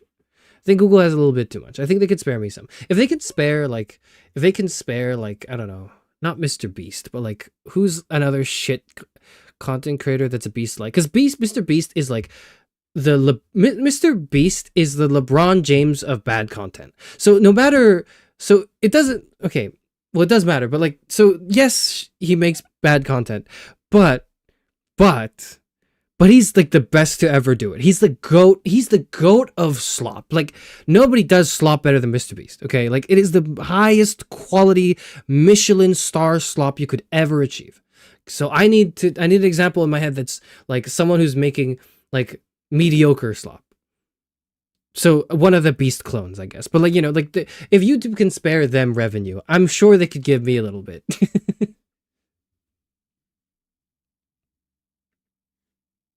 All right, I finished my. I finished it now. Time to give it to AI to turn into overleaf code. Congratulations, Semsi. Congratulations.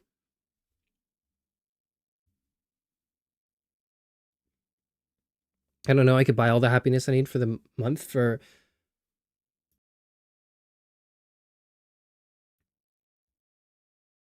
$8.99 for a McRib with a combo and a Sprite for a month. That's like. That's at most like 4 hours. that's 4 hours, and then you're hungry again. I've unmodded Ko-Fi bot, by the way, as per your request, Hannah. Let Hannah be mod instead. No one's mod. Nobody's mod. I don't need a mod, so nobody's mod. Why isn't Hannah mod? Because nobody's a mod. Because I don't need a mod. I don't need it. I give you money because I like you. You shouldn't give me money because you like me. You should, if you like me, what you should do is you should look inwards towards yourself and ask, not like, oh, what went wrong per se, because that's the classical response. I don't think that's true. You should look inwards in yourself and ask yourself, what do I want to do with my life? Like, how do I become a greater person, not by the metrics of what everyone else has told me constitutes greatness, perhaps financial success, or being educated on some grounds, or perhaps being complimented, you know, being told that you're pretty. Like, you know, how can you exceed all of those things? Look into yourself and cultivate your inner beauty, because it's there. It's just not very, like, it's just not flourishing as much as it can be. If you like me in this channel, that's what you should be doing. That's the action. It's not anything else. It's that. You could do other things too. You're free to do other things too, but that's what you should be doing.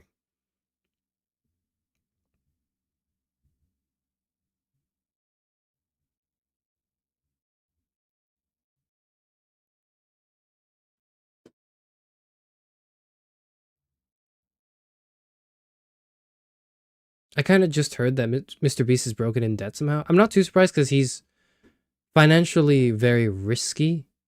He's not someone who's rich in the sense that like he's secure. He throws a lot of his money back at his projects. So although his projects are, I think, on some level evil, I have to respect him as like an artist in a way. Like he's an artist, believe it or not. Believe it or not, I think Mr. Beast is an artist. He's an artist engineering and crafting like stuff that is poison to the human race, I think, but he's really good. And he has a vision for it too. And that part of that vision is him throwing a lot of his money back into it, which I can respect, definitely.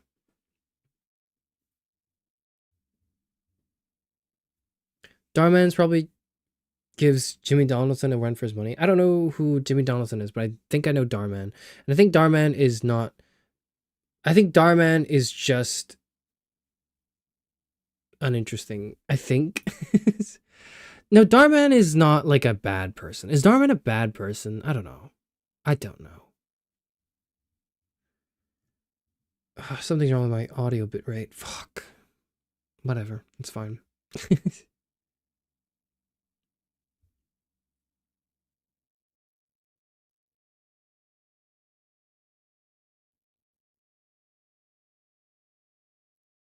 Idea for Charis money-making scheme. Sell prints of himself wearing dresses. No, I'm not doing that. I'm not doing that.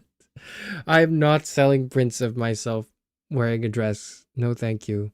Don't buy those. Well, maybe do buy those if they were made by, like, fan artists in this community. But if it's made by someone just reselling shit or, like, stealing someone else's art, then don't buy it, I guess.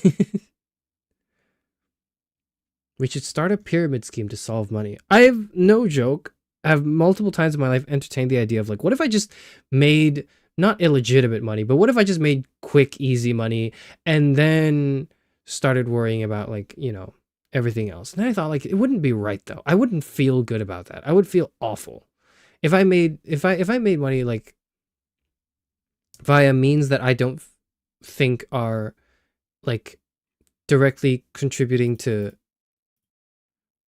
society and the human race. Then I don't think I could do it. Like, I couldn't really accept, I could never really do a job, a cushy job that's like you sit in an office and you, like, move spreadsheets around, you manipulate numbers, but you don't actually, but it doesn't translate to any sort of action in the community.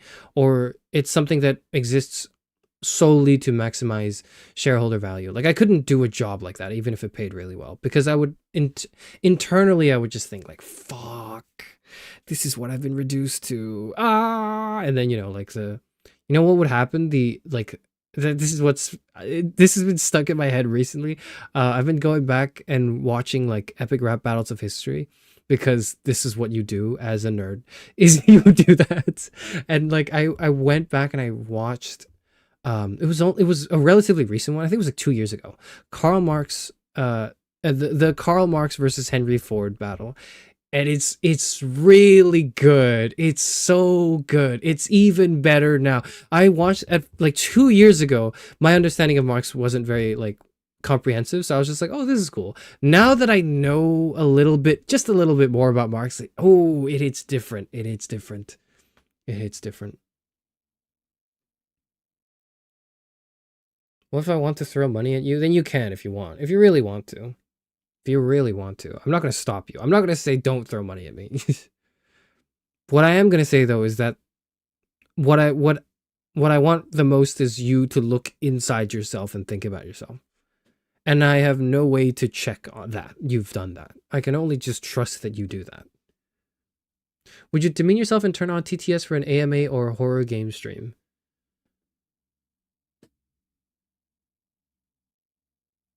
What do you mean, like parrot? What do you mean demean yourself and turn on TTS? Text to speech. Do I use like I'm using text to speech? I don't understand the question, sorry. Jimmy Donaldson is Mr. Beast's real name. I see. Okay. I didn't know his last name was Donaldson. I know his name was Jimmy. I knew his name was Jimmy. I didn't know his last name was Donaldson.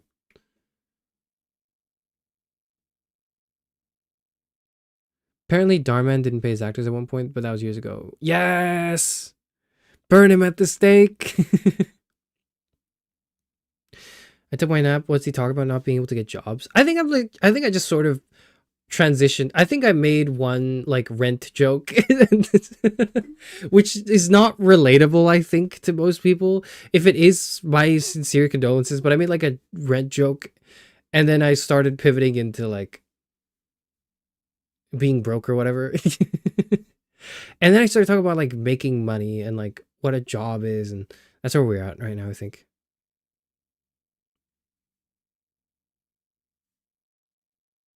Don't you fear, Pimp Maybe is here. If you listen to me, we're going to make so much money.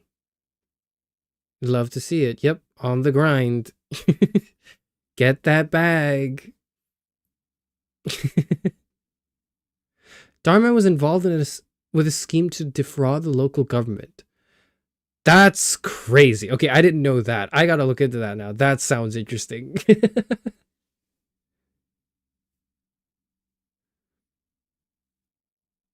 I have a question. Let's say someone is immortal. What would be their philosophy like? Take yourself into account. What would change if you were immortal? If I were immortal, what would I do? Okay, let's start with the fact that I am mortal first. Probably. I don't know yet. Maybe I do live forever.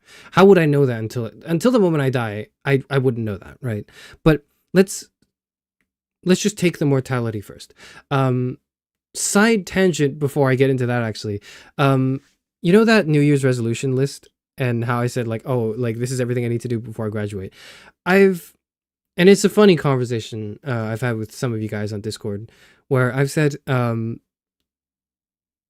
moment like the way you can see that stream also is just it's a bucket list of everything I do before I kick the proverbial bucket, so to speak.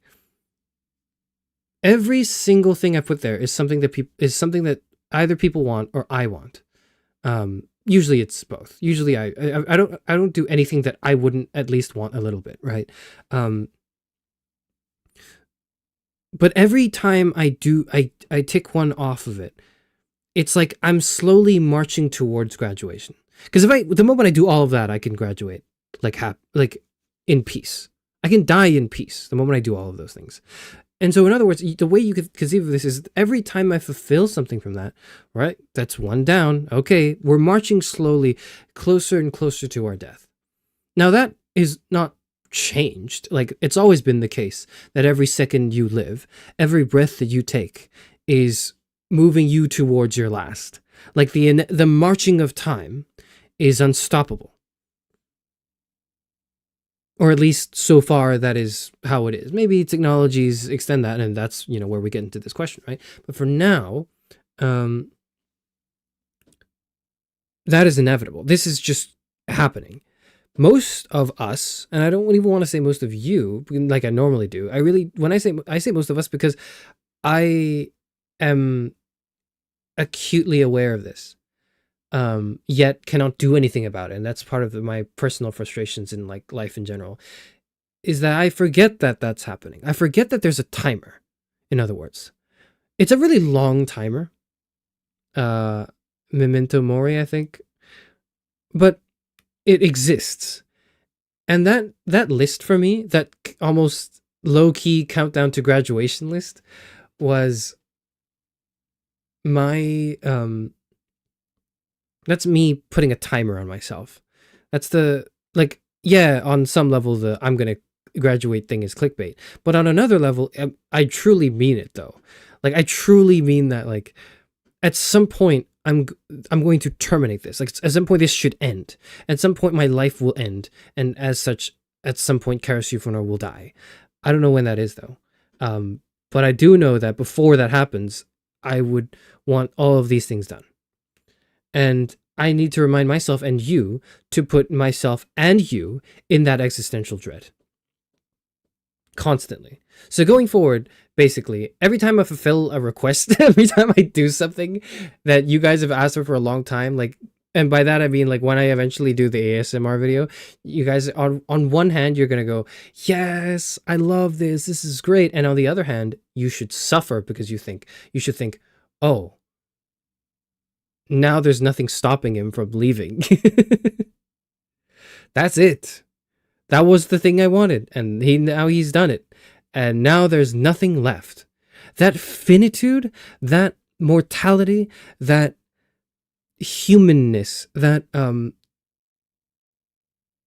dread, but also like bittersweetness that all things come to an end, is exactly where I want your headspace to be in order to further engage in like your thinking.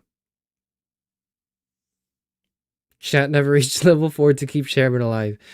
No, like, you can't not reach level 4 unless I do my job really poorly, I guess.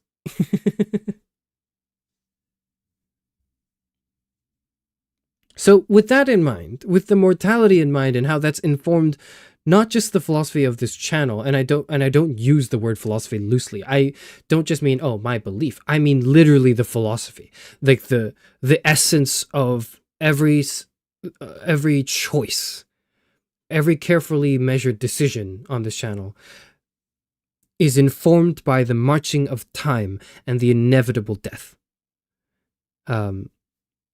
Get the harem ending for 5 hearts before you die, please. Yeah, there you go.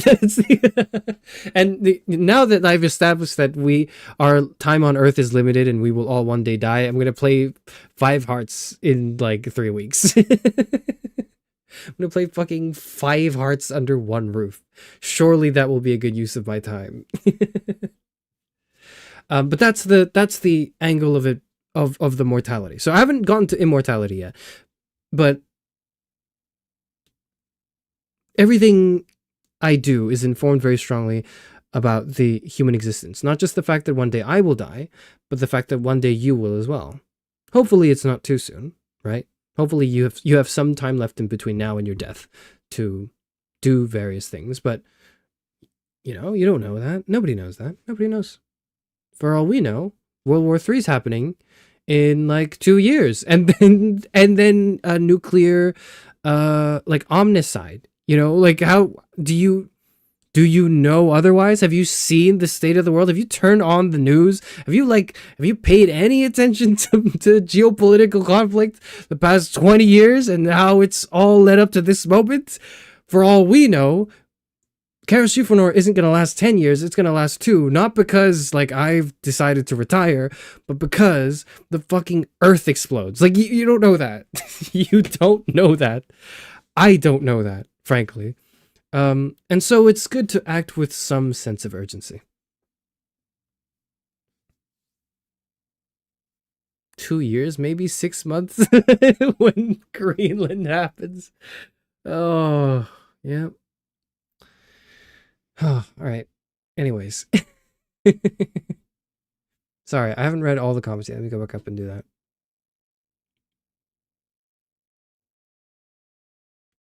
Hannah says, all right, I did 2 seconds of reflection, and the conclusion I've come to is that I don't care about being a good person in the sense of making broad change. I just want to make people around me happy, and in seeing people's positive reactions to things I do for them, it gives me reassurance that I'm doing okay. Not as a benchmark of success necessarily, just morally. Well, the only thing I'll add to that is that is what being a good person's about. So you don't have to worry about caring about being a good person or whatever, and like in the sense of making broad change, because I don't think people need to make broad change to be good people. People can just be good. People can also people who make big changes can also be good people. They can also be really bad people. You could be a really bad person and make big changes in history. You can. But, you know, doing good. Now, what is good? What is the good? What is the good life? Ethics, blah, blah, blah, philosophy. That was like, you know, of no interest to the pre-Socratic thinkers in Western thought, and only started cropping up since Socrates. That's why he's the GOAT.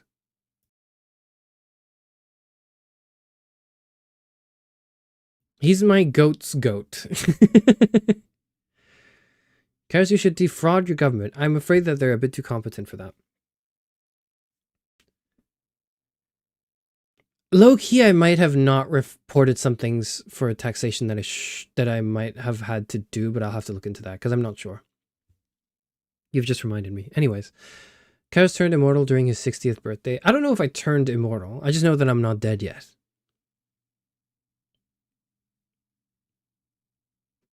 Are you immune to fall damage? We should test this. I'm not testing fall damage when I don't have a respawn anchor, okay? We're not doing that. After more reflection, I also crave people's validation because that assures me I'm succeeding in my goal, which is why I need people to call me cute, even though being cute is unnecessary to said goal.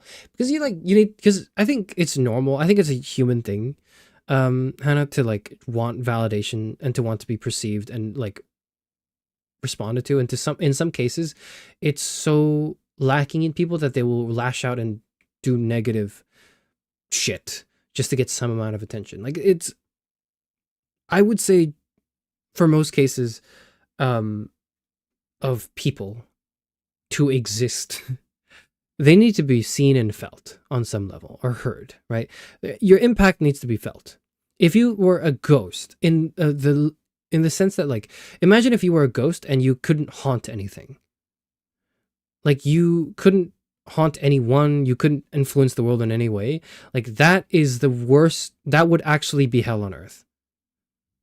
That would be the closest, probably the closest thing to hell, is to feel like is to feel like you don't exist.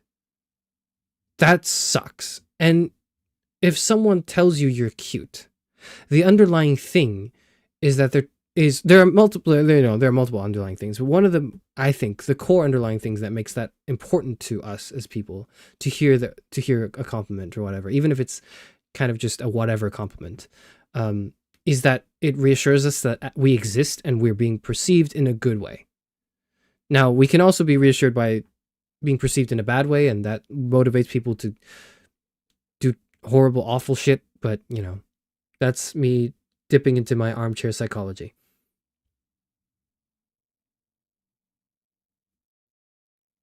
You need to finish Higurashi and Umineko before you go. No, I don't. That wasn't on the list. That was not on the list.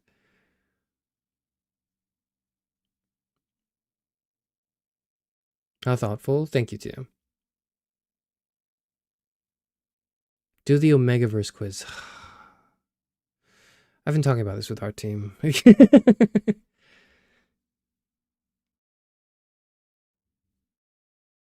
But at the end of the day, you'd only be doing ASMR because people requested it from you, right? You can't graduate after that because then it seems like your graduation is indirectly because of us.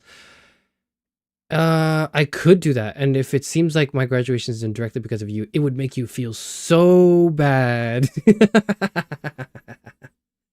It would make you feel so bad if, like, I did one request, the thing that people have been requesting for, and then after that I announced I'm not doing any content anymore forever. You guys have bullied me off the internet. That's it. If I did that, you would feel so bad.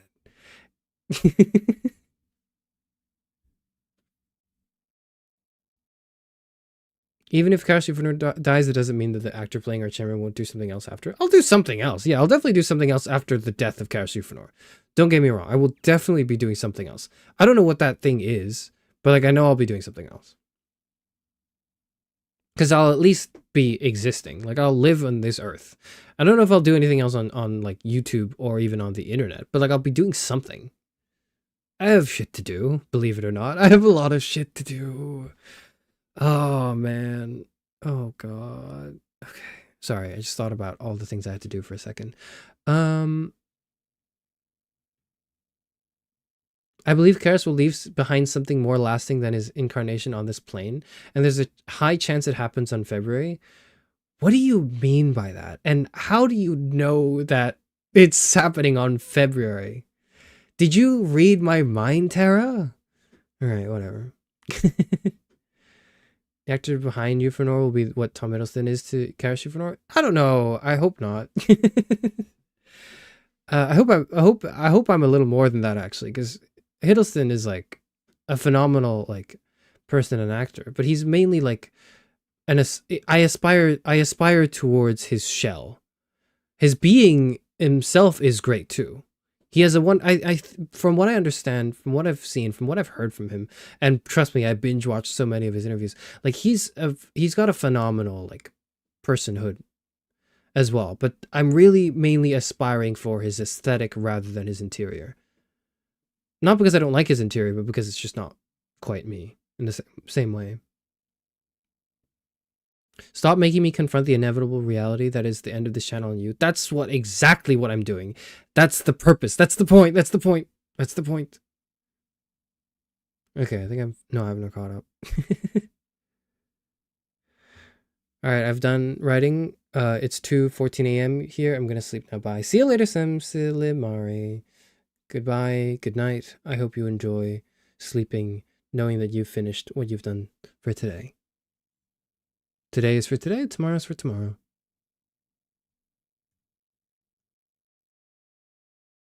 Casual admittance of tax fraud. It's not tax fraud. It's not.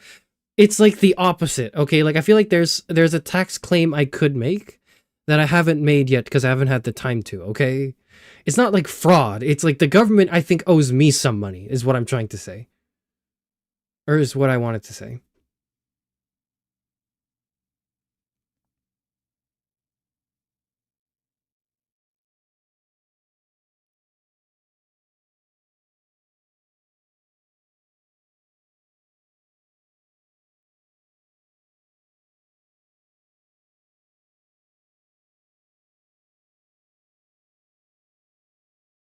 You promised though to finish Umineko and Higurashi. If I did, then oh fuck, did I? I didn't. I did not. I didn't do that. No, I didn't. Whatever.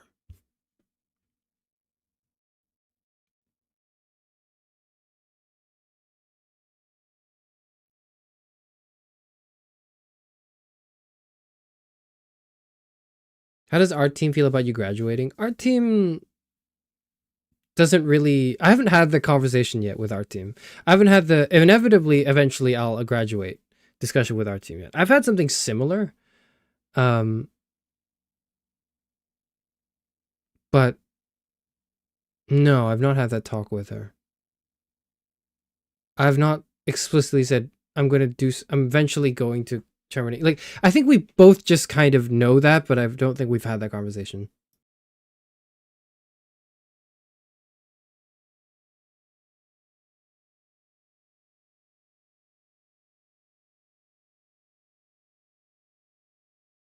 Zero, you want me to play Umineko and Higurashi so bad, but you have to understand that, like, I don't have the time to do that.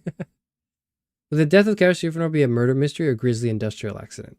It will be a beautiful, glorious kind of like, you know what, you know what? I'll preview it to you too, because it's not about what happens, it's about the emotions you need to feel.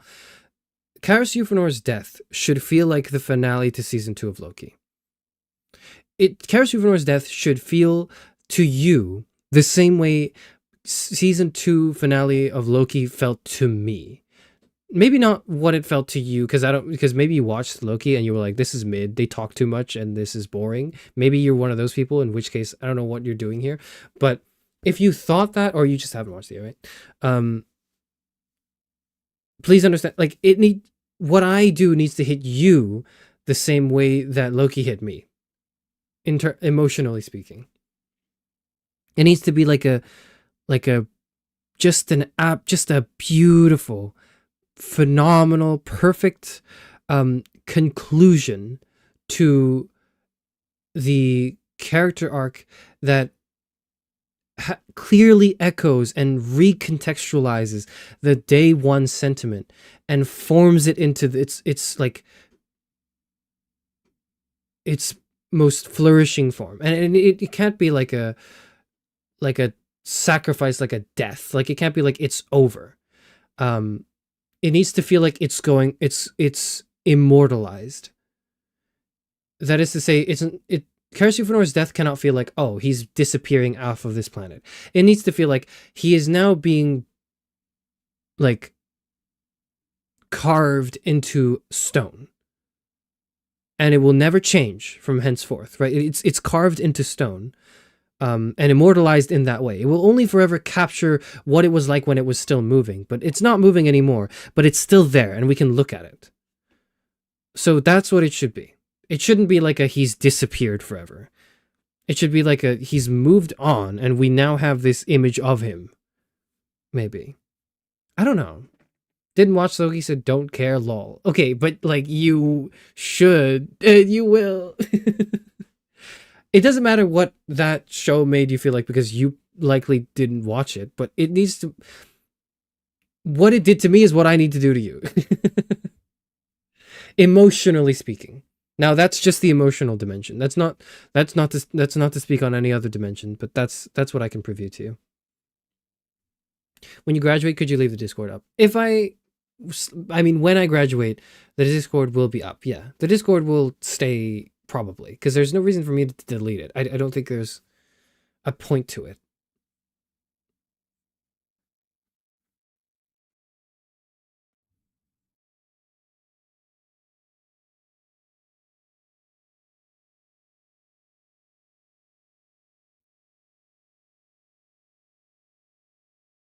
The death of Charis Euphranor will be peacefully passing in your sleep after luncheon with your grandchildren, getting into bed in your comfiest pajamas. It's not going to be quite like that either. I think it's going to be a bit of a spectacle. The death of Charis Euphranor is a bit of a spectacle too. It should be. I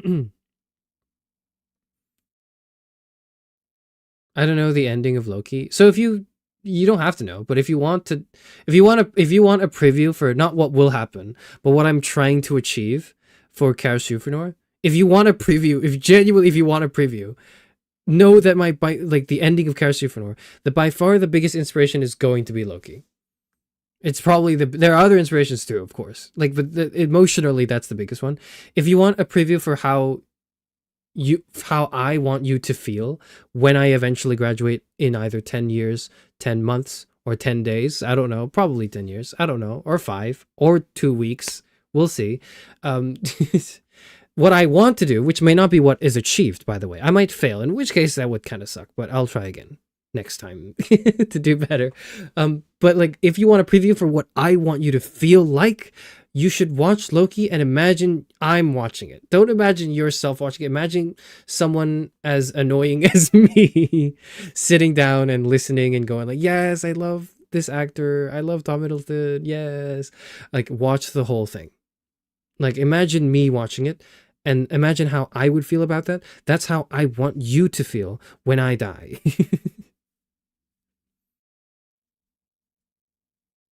It's gonna be like the end to Telltale's The Walking Dead Season 1. Is it gonna be that? It's a little bit like Walking Dead. No, it's not gonna be as sad, I think.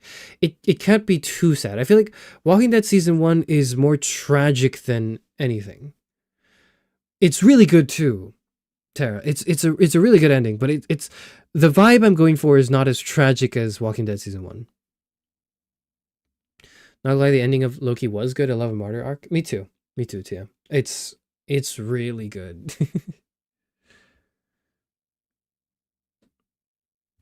Not to be mean, I always see Charis Euphranor dying by getting crushed by a large piano while walking down the Tesco, or getting run over by a Mercedes Sprinter van. That could be part of your headcanon if you want.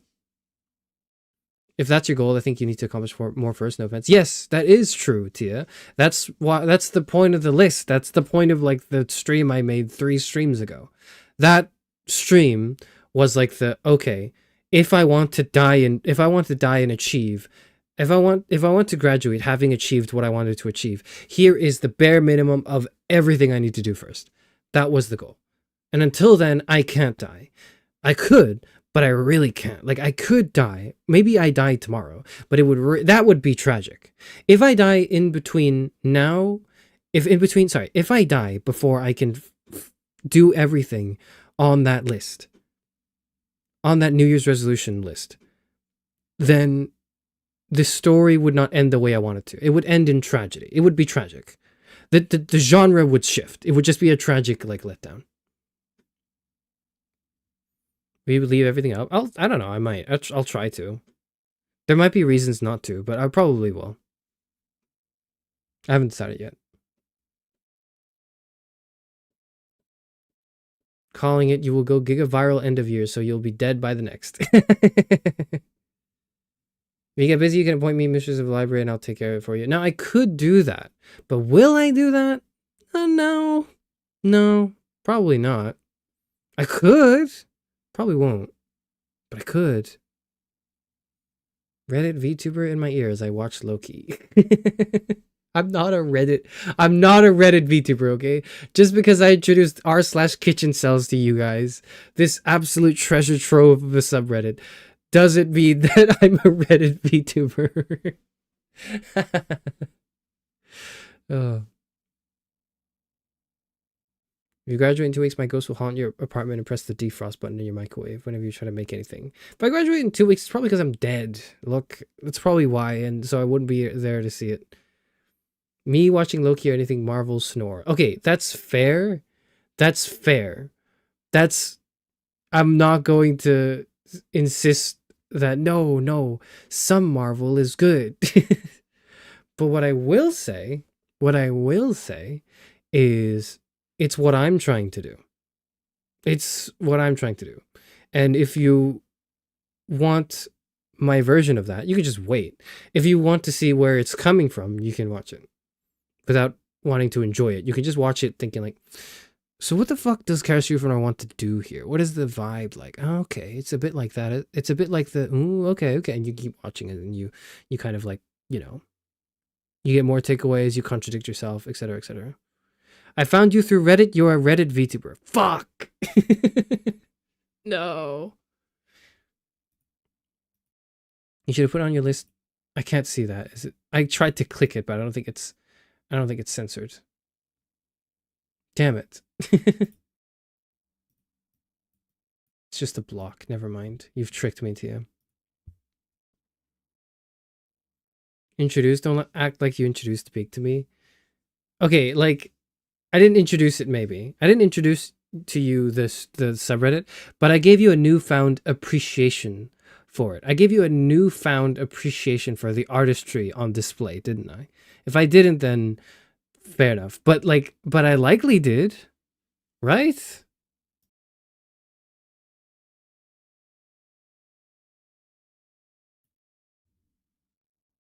I knew kitchen sales before you streamed it, and me mentioning it was what inspired you to stream it, actually. So credit, please. No, what inspired me to stream it was like me seeing a tweet initially of a screen cap of the sub, me going on the sub for lurking. Not well. I still am a lurker, but like reading it for a few days and going like, I could totally talk about this, and then deciding to stream it. That's what inspired me.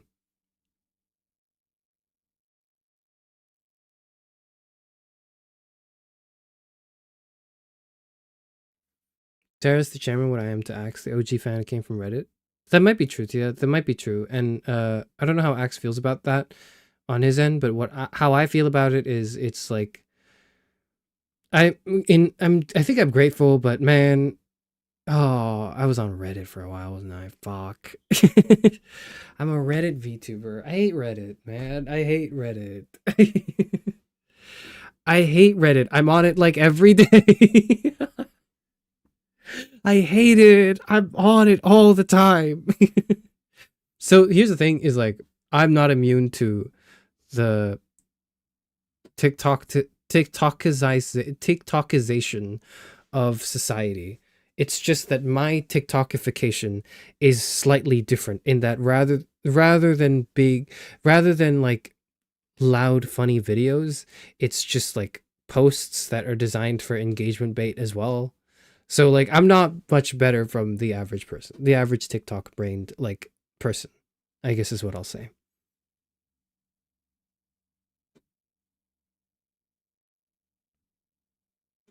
Left for 30 minutes and you're still talking. If you leave at any point for any specific amount of time and you come back and I'm still streaming, it's probably because I'm still talking.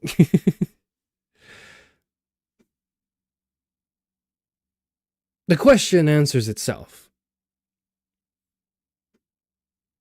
All you did was just reiterate what I found funny about it, but in better words, which is the case for a lot of the opinions we share typically. Yes, in that case, I gave you the vocabulary to express what you found so good about something, which is, I guess, like, you know, the other end of the coin. It's not just helping you appreciate the thing, but also giving you the words to do it. Which admittedly I'm not very good at for most other things. Did you watch Tia's debate with Axe? No, not yet. It's on my watch list. I haven't had time to, but like I will plan. I plan to, and I will, like, because it's just, it's what I wanted to see from the Smash stream, right? So I know that I already know that I want to watch it. You know what I mean? Like I already know that I want to watch it. It's similar to when I was, well, similar in the sense that like it gestures towards the same idea, where I knew I wanted to watch Nolan's Oppenheimer before the movie trailer even came out. Like I just knew I wanted to watch it. The Odyssey, like, which is the new thing he's doing, I don't know. I don't know yet if I want to watch it. I'll have to watch it to find out if I wanted to watch it. But there are some things that you just know you want to watch, and that's Oppenheimer was one of them. That was one of them. And Tia and Axe's VOD is another thing. Reddit's taken over by AI now. Sad. Man.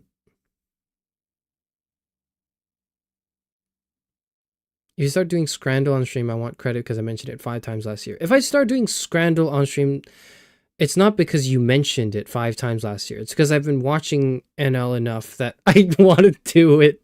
I want to do Scrandal on my own accord. That would be the only reason. If you start doing the LSAT practice question of the day, I want credit as well. Okay, Hannah, you can have credit for that because that's actually a revelation that I think you brought to me.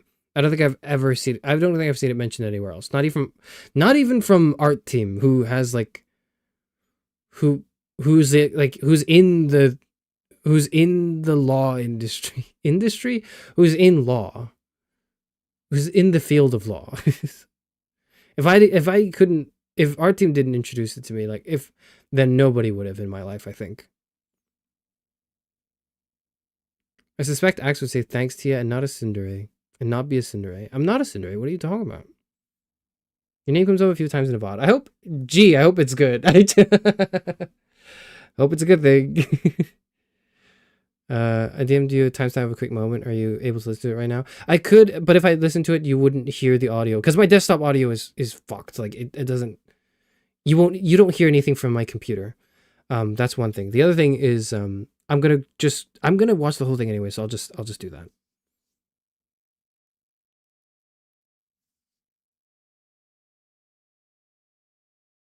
About that. Okay. Enough said. That's all I need to know. That's all I need to know.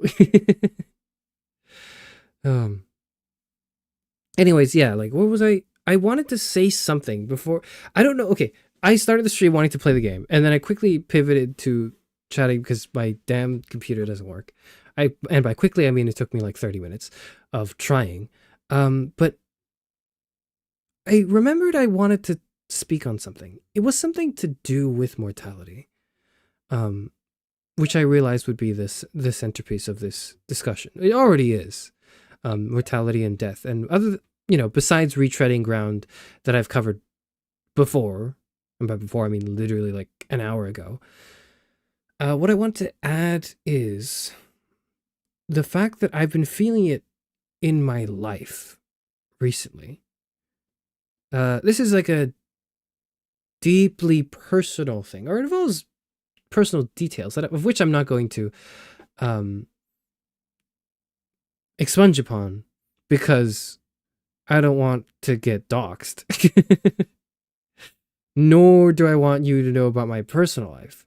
But I'll tell you about the core of it, in which is just this existential crisis, I guess, that I've had somewhat recently. As a person, not as like a content creator, not as Charis Euphranor, not as the VTuber, because that's its own separate thing. But like me, myself, and it's not a crisis. It's not like I don't know what to do.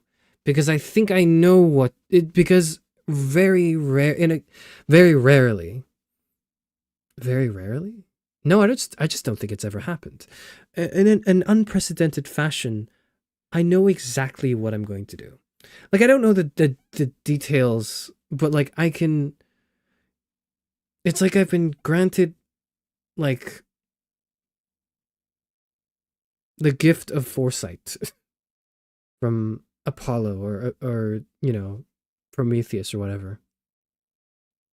Like I can, for the first time, I think I confidently saw ahead of me, not in terms of like what the details of what I'll be doing or where I'll be or professions or careers or any of that sort, but as a person, I was like, I think I just know where my personhood is at, and that is to me uniquely scary because part of the wonder of me being a youthful 60-year-old man with grandkids is that I've always, for the longest time, felt like I don't even know what's possible. Like, I don't even know what could happen. And that's exciting, but also like anxiety inducing. Now I feel like I think I know what's possible. I don't know the extent of every single thing that is possible, but I think I've got a good idea of all the genres of stuff that's possible for me. And and I know where I want to go to. And when you know when you can see the past in front of you, And when you know the path you're going down, or at least you're fairly confident in like what you're doing exactly, you see also all the possibilities you are now removing from your life, in a way. Not in the sense that, like, you know, if I wanted to go down, if say, like, for example, I'm not, which is why I can say this as an example, I'm not ever going to, but if I were to, like, I don't know, like, be like a barrister, like a lawyer, right?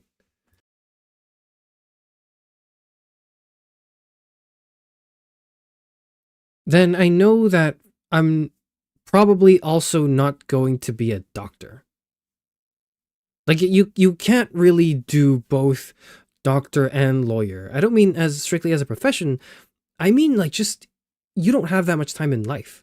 And there's very little reason, not just economically, although that's the case, but like in general, to do both those things. It's the type of thing that benefits from specialization and your, like, just experience in that thing, rather than just like dipping your toes in other shit as well. So I know that I'm never going to be if I were to path towards being a doctor, I know I would never be a lawyer. Barbie did it, so can you. Figurative inspiration. I was told there was like I was told there's a new Barbie recently, like an autistic Barbie, I think is the way it's marketed. This Barbie has like headphones and like a fidget toy or whatever. And one of my autistic friends found it like gravely insulting. Yeah, autism Barbie. Yeah, and it was like headphones and a fidget toy. Like one of my autistic friends found it really, really insulting, and it was really funny watching that person get mad too. But I totally get it. Like, I also completely understand why one would feel that way. And I don't have anything new to say about it beyond just watch some video essays on like the Barbie movie, and that's probably like some like leftist progressive takes on the Barbie movie, right? Some anti-capitalist takes, maybe, rather, is what I should say. And once you do that, you'll understand how I feel about the autism Barbie.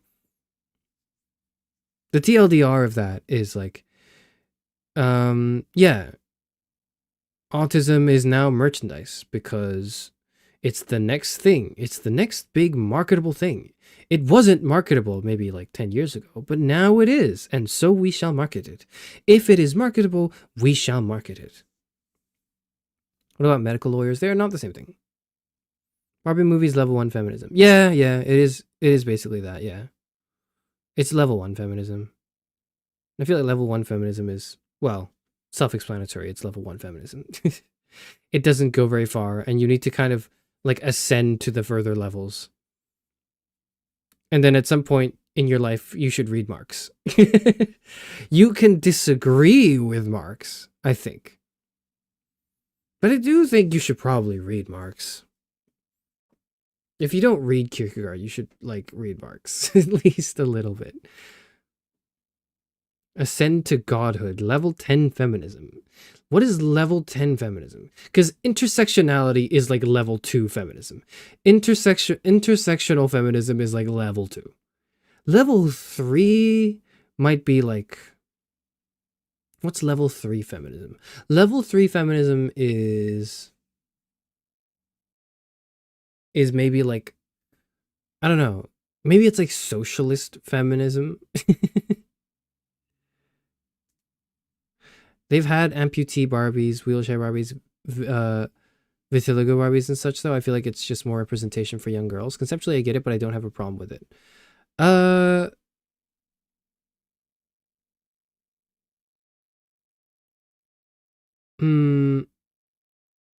Neurotypicality, I think, should be expressed differently from physical disability.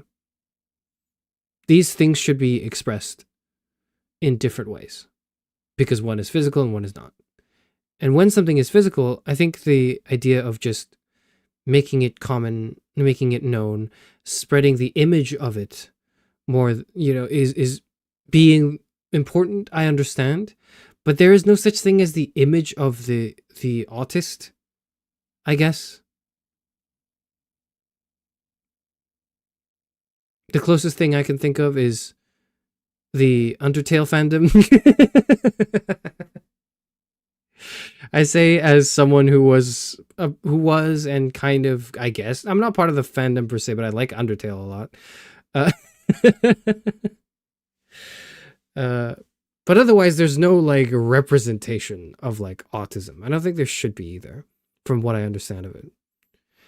I think if schizophrenia Barbie would probably piss people off. Yeah, exactly. There you go. Like, can you imagine if they made depression Barbie and it would be so funny, actually. Never mind, that would be a brilliant. You know what? They should hire me. They should make a depression Barbie next. That's what they should do. I would love a depression Barbie. It would be so funny. It would be the humor of it would definitely out benefit. It would outweigh the insensitivity of it to make a depression Barbie. Oh. Oh my god. Yeah, that would be okay, yep.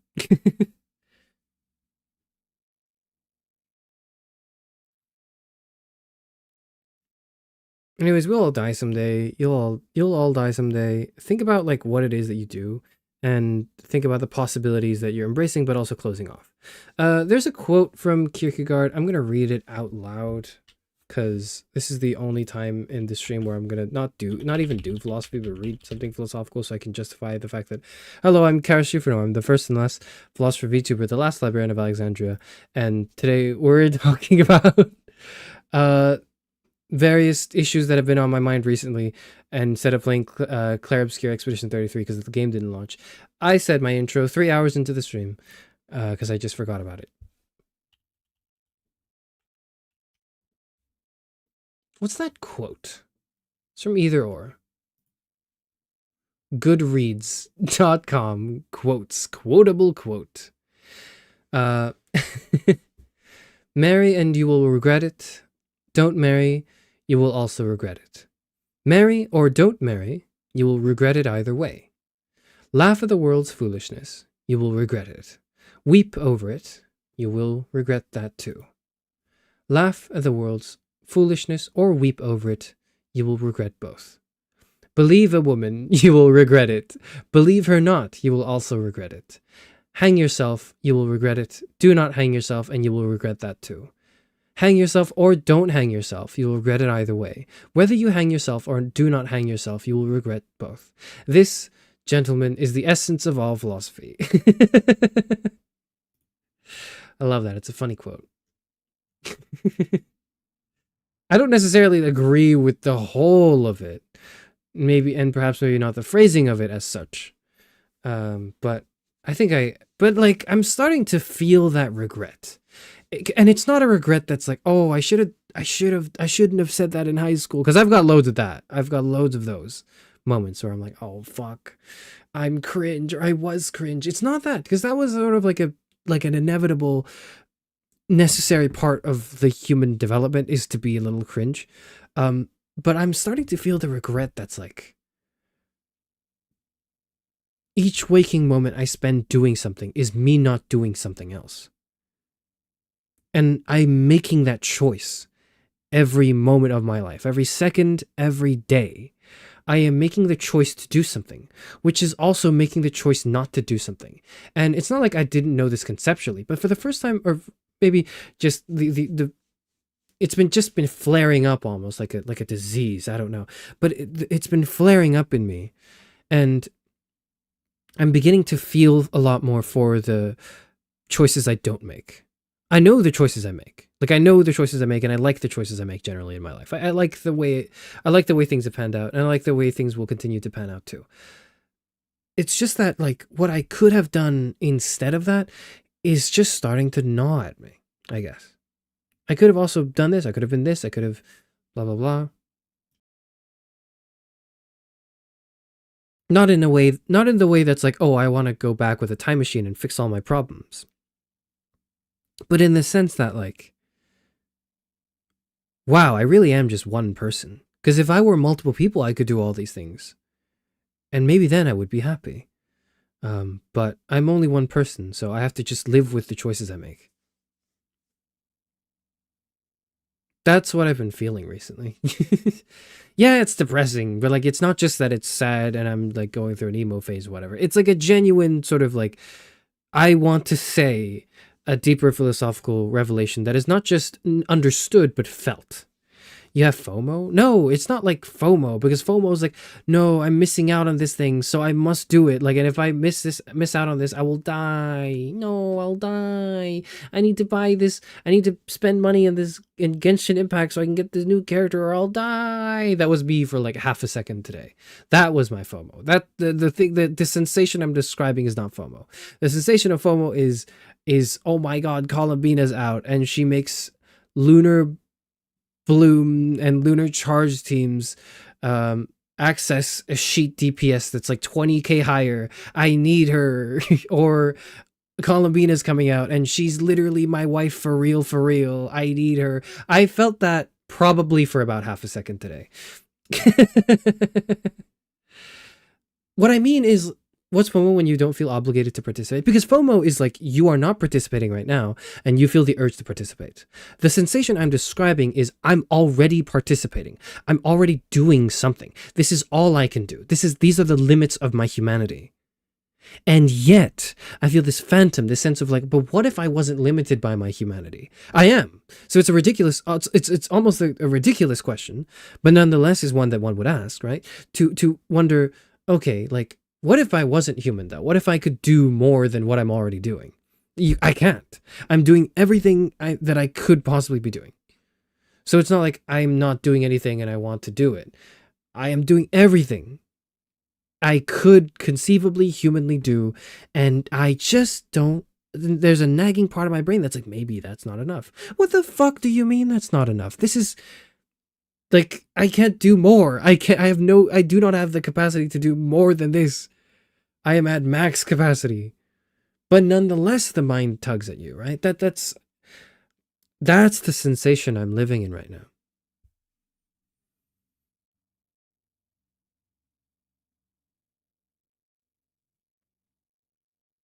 Professional boy failure. The thing is, you can take antidepressants and antipsychotics to mitigate symptoms of those. Neurodivergence is effectively a disability when you are high needs. And like, what do you do to mitigate sensory discomfort? You look away, you flap your arms with them, you use a board to communicate, et cetera, et cetera. That's true.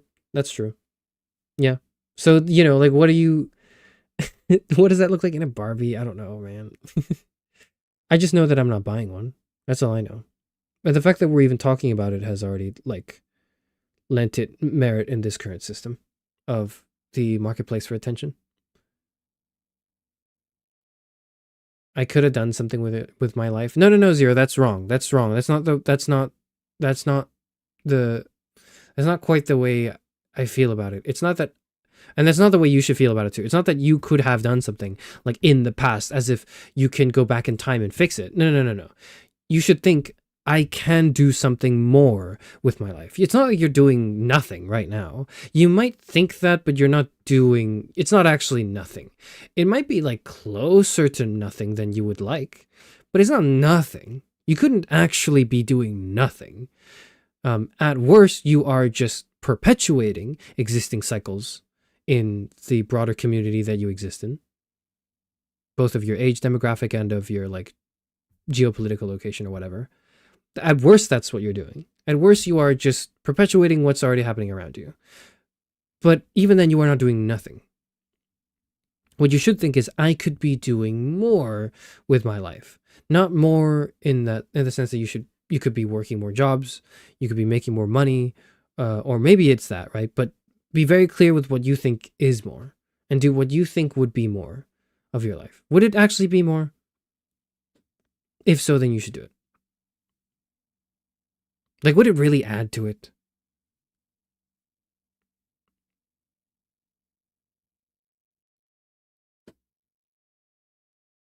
You didn't feel that for Arlecchino? I did, and then I pulled, but then I pulled her, and then I got her, and then I didn't feel that anymore. Zero. But then I lost my 50-50 today on fucking Columbina. And then I felt the FOMO for half a second. I was like, oh no, I want to spend money. And then I thought, I don't have that money to spend. What am I on about?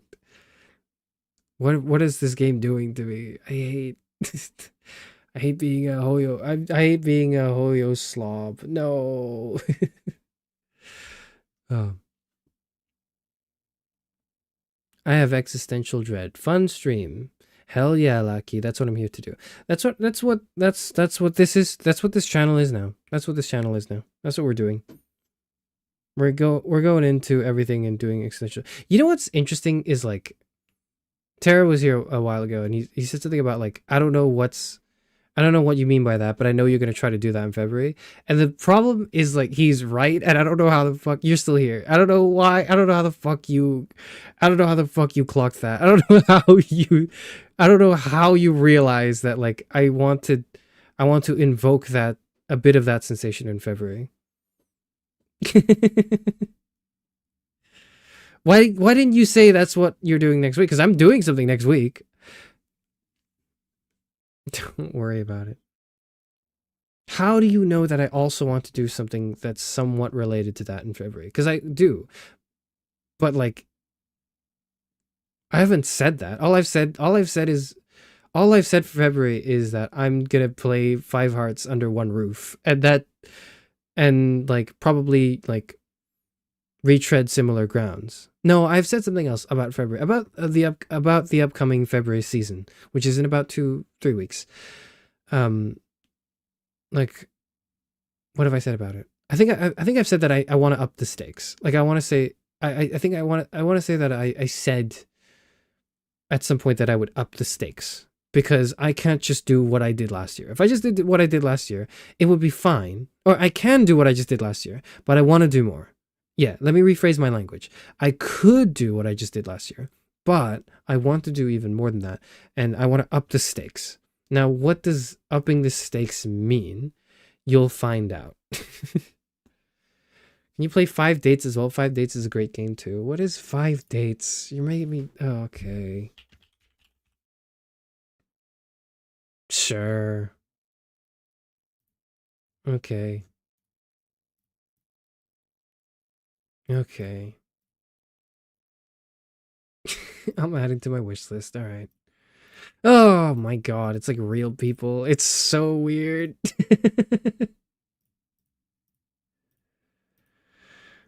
It is fucking weird. A millennial from London. I'm millennial dating in London. No. No. I mean, yeah, sure, let's play that in February. Yeah, okay. Yep. Yeah, all right.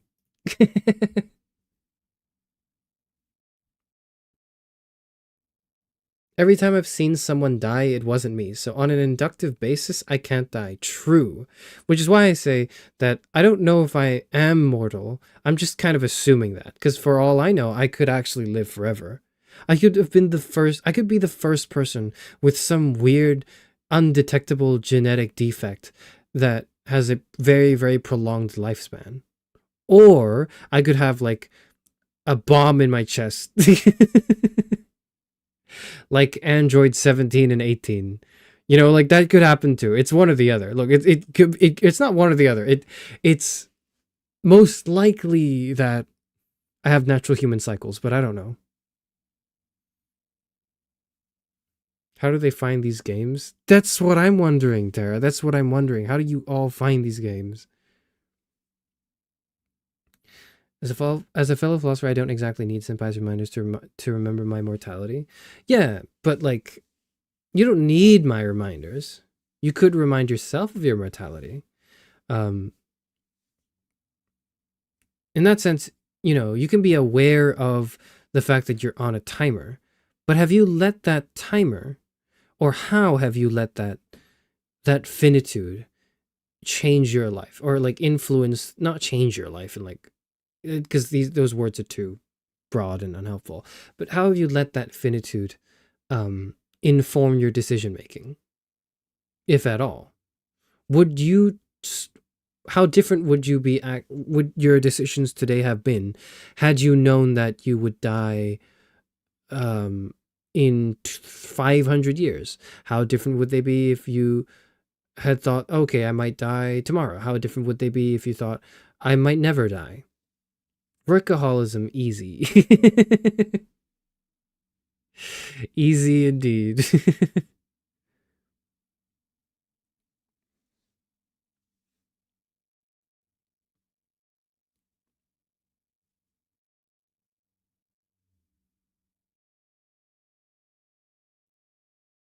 Chairman, screw your plans. Terraria 1.4.5 releases on January 27th.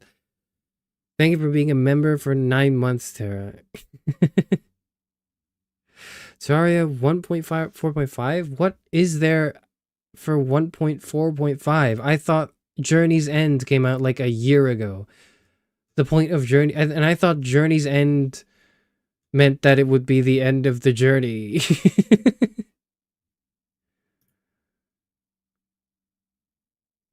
What even is in 1.4.5?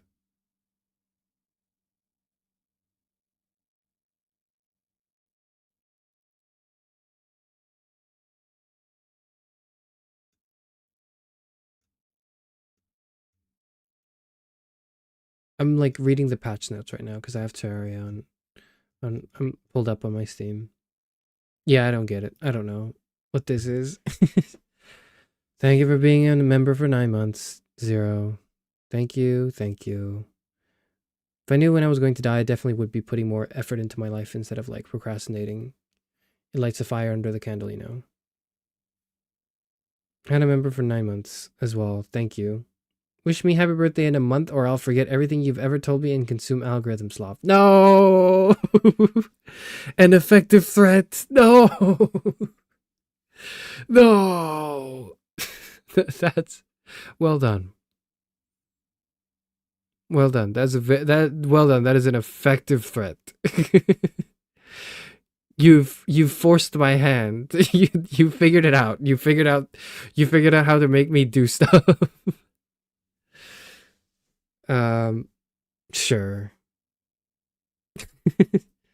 I don't know if I'll do it on the day. When is let's see. The 14th is a Saturday. That is interesting. Cuz I might have like stuff to do. And I'm going to just leave it there because I really want you to speculate even though it's not as interesting as what you have in your head, probably. It's on the 15th? Okay, I might be free on the 15th. I might be free on the 15th. I might stream on the 15th. I don't know. If I do stream on the 15th, and sure.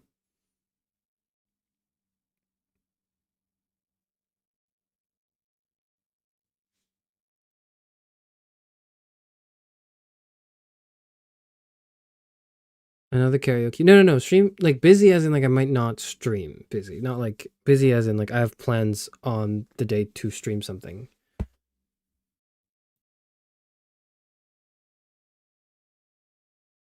His bachelor ass is submitting taxes on Valentine's. Even I wouldn't do that to myself. No.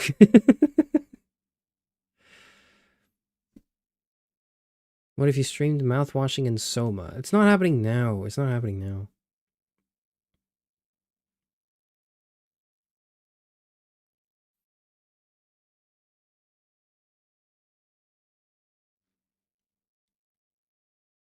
Oh yeah, graduation stream this weekend while power washing. True. Me saying all this, going on about how like, no, I wouldn't graduate actually. Like this, I have so much to do. And then on Saturday, I just go like, actually, fuck all that. I'm leaving forever. It would be so funny. It wouldn't be fun. No, it wouldn't be fun. No, it wouldn't be funny. It was funny for a second, but I realized like, it's probably not funny because like there's no setup to the joke. It would just be shock. Nah, it wouldn't be. Hello, Lackey. Thank you for the thank you for the super chat, Lackey. Indigo Park or I'll believe in manifesting. I don't know if I want to play Indigo Park because I just don't think I have like I don't think I have what it takes to play another horror game for now. I'm still recovering from Iron Lung. Like you please understand that like Iron Lung has set a new high for like how much horror I can accept, but at the same time has also made it so that like has also like put me in a recovery period. Like I need to recover right now. I'm not we need more horror games. I know you want to see more horror games, but like I can't or not right now physically do that.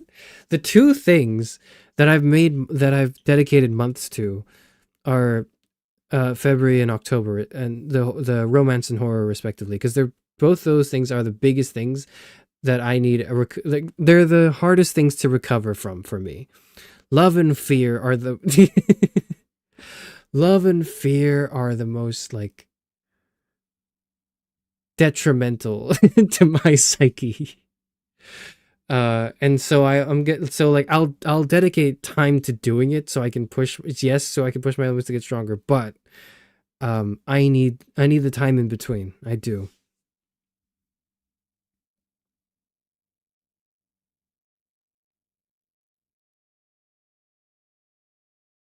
Do a karaoke and duet with Hannah for her birthday. No. Next question. You did it, the fact that so the fact that, the fact that you asked the fact that holiday you asked for someone else in their place is funny to me.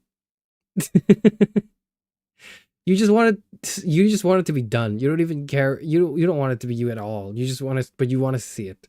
No. Funny in concept, but in practice very upsetting probably because of latencies. Yeah, probably.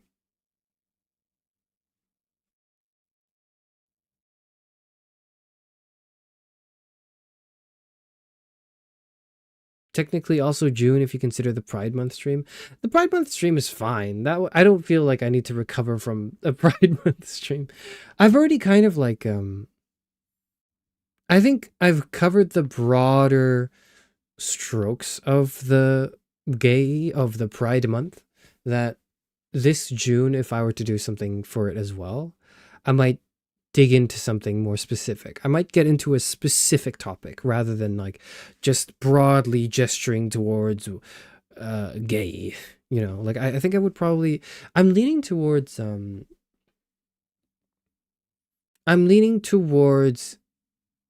expunging upon demisexuality. That's what I'm planning to do for Pride Month. Is just sort of like thinking about it and discussing it rather than like anything bigger than that. But we'll see. I might change my mind, but I don't mind giving that preview because I might want more input from people. Because me putting this out there now is also an opportunity for you to go, "Oh, you could totally talk about this in June," and I can go, "Yeah, sure, that works," or "No, that doesn't work. That's dumb." And either way, that helps me. I think.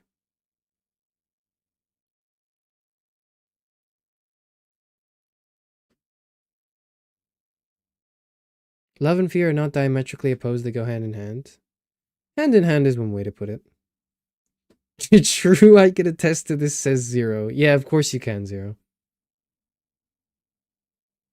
I want to see more Chinese FMVs. Like, I might do more, but like, it's not a genre I was particularly interested in. I mainly played it because I watched NL play it. But I might. I might.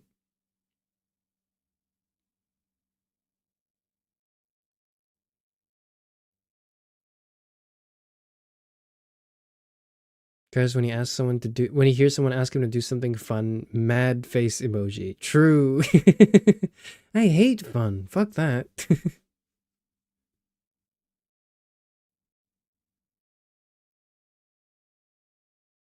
What about a Yuri visual novel? I haven't finalized my visual novel selection for next month, so maybe. Omegaverse quiz. If I can get it to work in a way that I want it to, then sure. Night in the Woods. Okay. Yeah.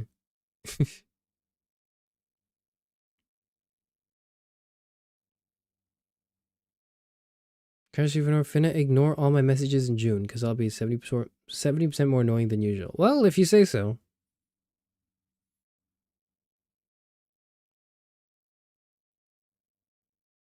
Every few months I have the am I demi or am I just compromised sexually because of SSRIs, or am I just a lesbian, or am I just straight doom spiral? Is it a doom spiral, or is it just you asking yourself questions that you don't know the definite answer to, and you find that there's a problem because all your life that you've been trained to think that when you ask a question there should be an immediate answer, or else that shows weakness or stupidity or whatever? Because you can just ask yourself questions you don't have the answer to. That's fine. In fact, it's necessary because, and it's necessary that I like push this because the current climate is one that encourages a very quick question to an immediate, a very quick and immediate answer to a question, which I just don't think is very healthy and very anti-philosophy, I guess. If you want everything to reduce down to logic, then that sounds like philosophy, but is, in my opinion, the death of it. You're just a copy of NLSMH. Yeah, I am. Look, I wear my inspirations explicitly, okay? It's NL, it's NL Germa, Tom Hiddleston. The Stanley Parable.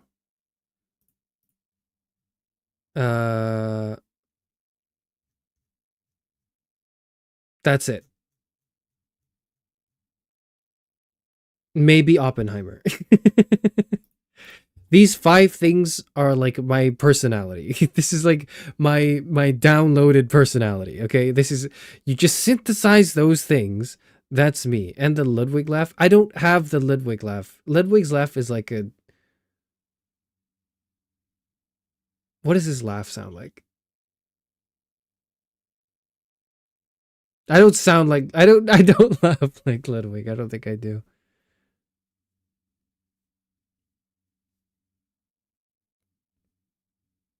You have to play Night in the Woods because you promised you would. We need to capitalize on Chairman getting into Yaoi after Road to Empress and recommend him more BL. It has to be good BL. If you give me shit BL, then it's gonna turn me off from it forever. Okay, it needs to be not, maybe not as good as Road to Empress's, because that was kind of peak, but like it needs to at least be pretty good. Because I don't care for like mediocre BL. Okay, in the same way that I don't care at all for mediocre romance. Mediocre romance is offensive to me. What are your thoughts on Aniplex cutting half the manga of the Kaguya Love is War anime for the conclusion to fit in a single season? Is that what they're doing? Fuck. Well, that's the only good romance anime out there that's ruined. There's no other good romance anime. That's that one. It is just that one. What about Your Name? What about Kimi no Nawa? You know my opinions on Shinkai films. You know my opinions on Shinkai films. You're just not ready for them yet. You know my opinions. You're just not ready to accept them.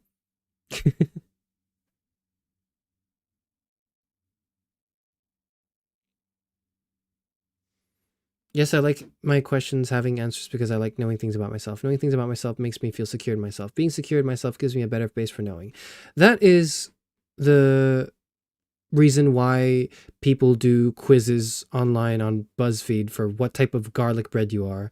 That is the reason why people are into astrology. That is the reason why people are obsessed with Omegaverse quizzes. That's the reason why memes that are like tag yourself I'm X are very popular. It's the reason why we look for ourselves in the media we consume.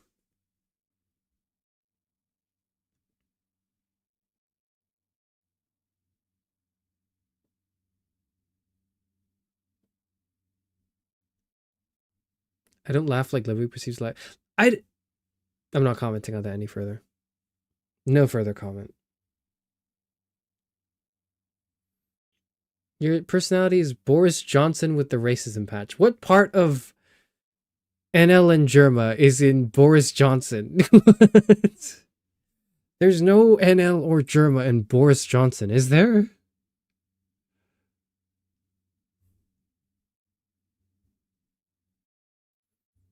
Zero asks, yo, what do you think is some advice that I need?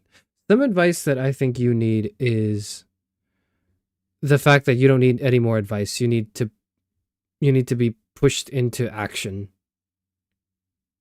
That's the advice. The advice is like, no amount of advice is going to move you through that door. Stop looking for it. Stop looking for advice. Start looking for your life. That's my advice.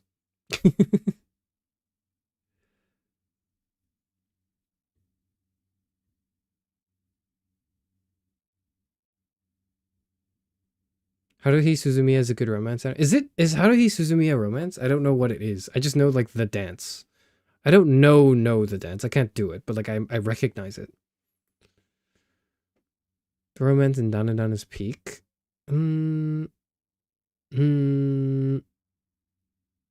I promise that's not my phone ringing. I'm just humming and hawing. I don't know enough about Danadan to concur. Or on high, I don't know what that is, and I don't think it's probably not as good as now I'm gonna be a bit bolder with it. I'm gonna say it's just not better than Kaguya.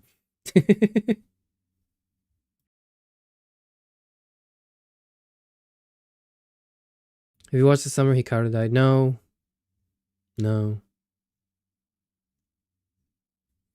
Can a girl not wonder what garlic bread she'd be anymore? No, a girl can wonder what garlic bread she'd be anymore. But like, your craving is valid. Your craving makes sense. You're just looking at the wrong places.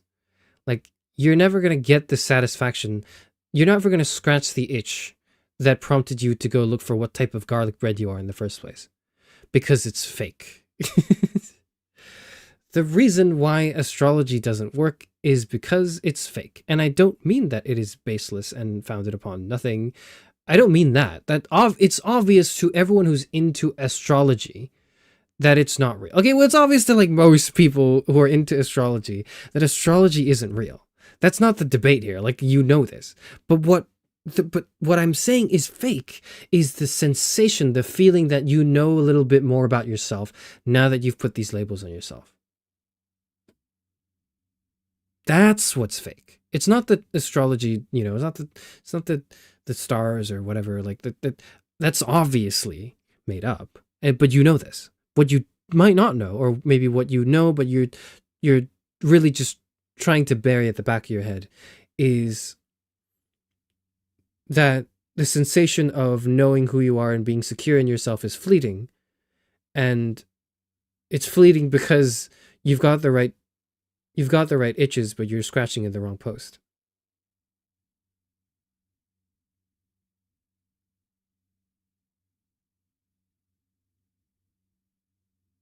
Give me advice next, says maybe.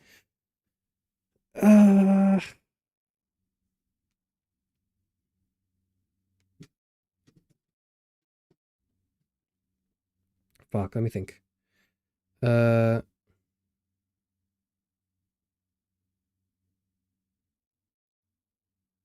You are, despite what you think, still too attached, and it's not really your fault per se. You could say that it's society's fault, and I'm inclined to agree as well. You are currently too attached still to society's standards for conventional attractiveness, to the point where you gravitate sometimes towards opposites of that, thinking that you have broken free from it. But in actuality, you're still relating yourself to common beauty standards per se.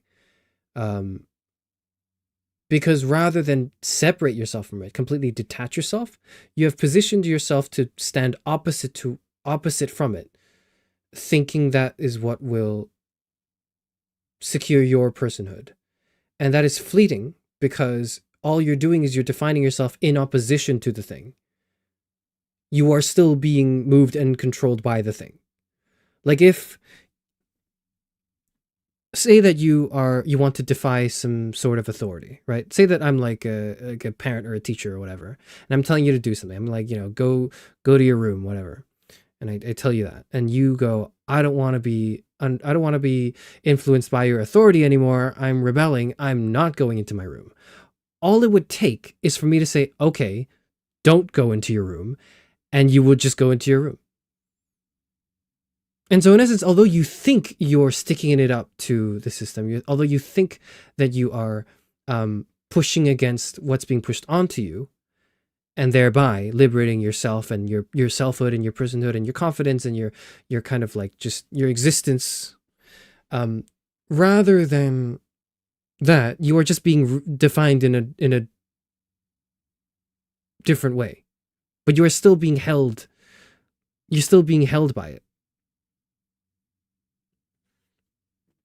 So don't do that.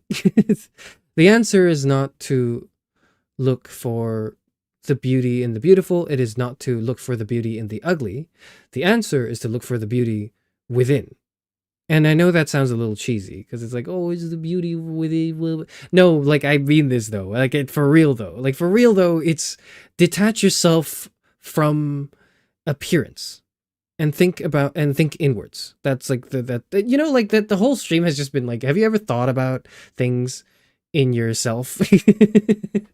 You should do that. That's been the whole stream so far, and that's consistent with that.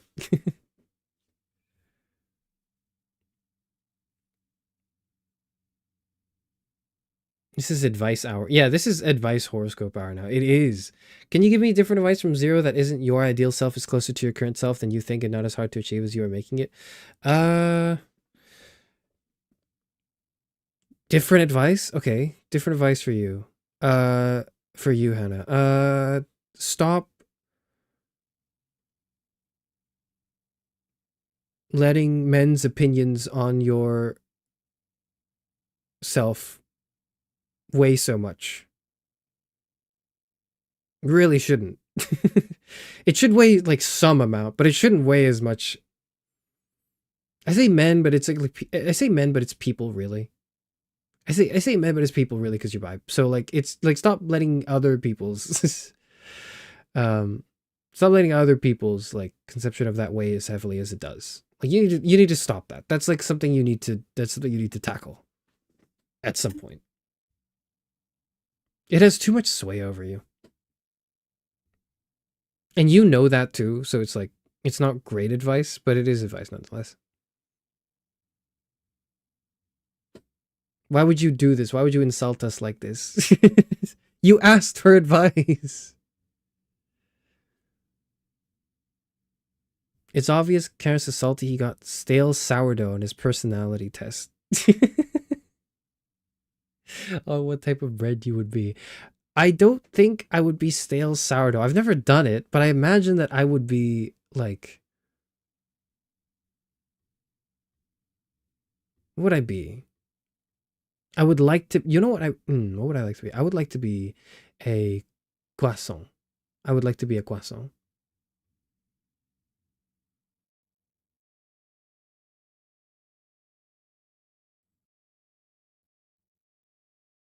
The only way to truly know what type of garlic bread you are is to read books, consult the tomes, and meditate. To know one's garlic bread is to know one's soul. True.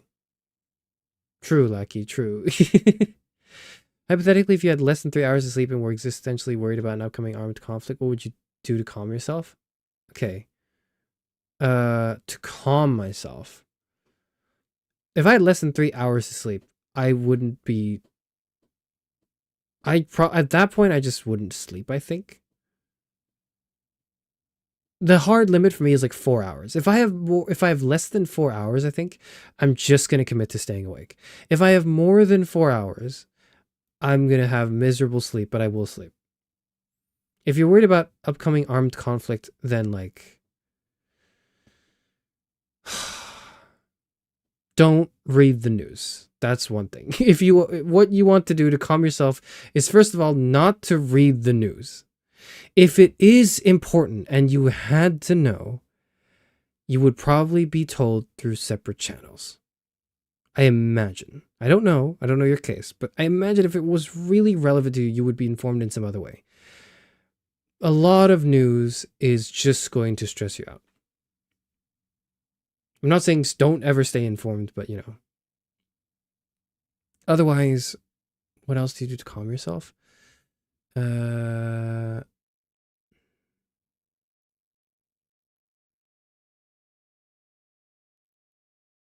Think about how unlikely it is Well, it's not that unlikely. Fuck. Think about how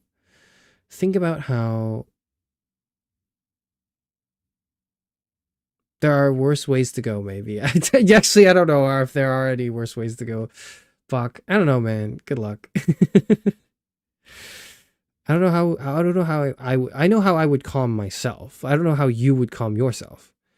I know what helps for me is like music. Music is one of those things where because I like I play because I know the songs I listen to, it's calming in that like it's predictable and I know where it, like if I play a song, I know where it will go.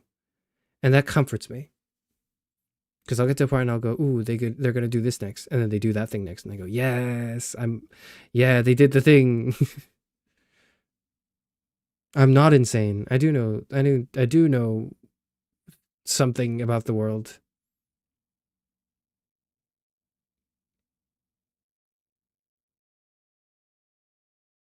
Men, including chairman. It's true. Men does include me. Men does include me.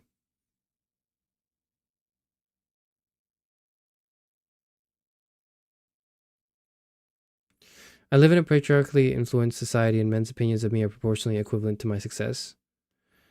I want to be brioche. I love the contrast between those two comments. Are you going to let that? Are you going to let it happen? That's true that's what's been laid upon you. Like it's what's been put onto you. But like, are you just going to let it happen? You could. Now you could. You could just let it happen. You could even embrace it. But and that would be easier. It would be so much easier to just accept that, you know? It'd just be so much easier to accept it, you know, well, it's helpless, you know? This is my fate. I have drawn my lot, and here I shall accept it. But is that really what you want to do? Are you doing anything really? Is another way to ask that question.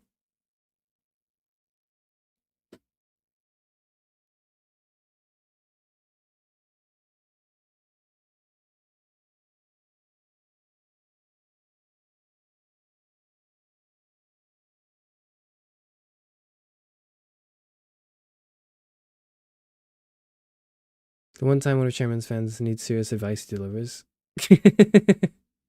He delivers banger lines like there are worse ways to go. There aren't that many worse ways to go, I'll be honest with you. Shit. What else I see? Thanks. Might actually check the news list right now, even though that's my only source of info right now. So,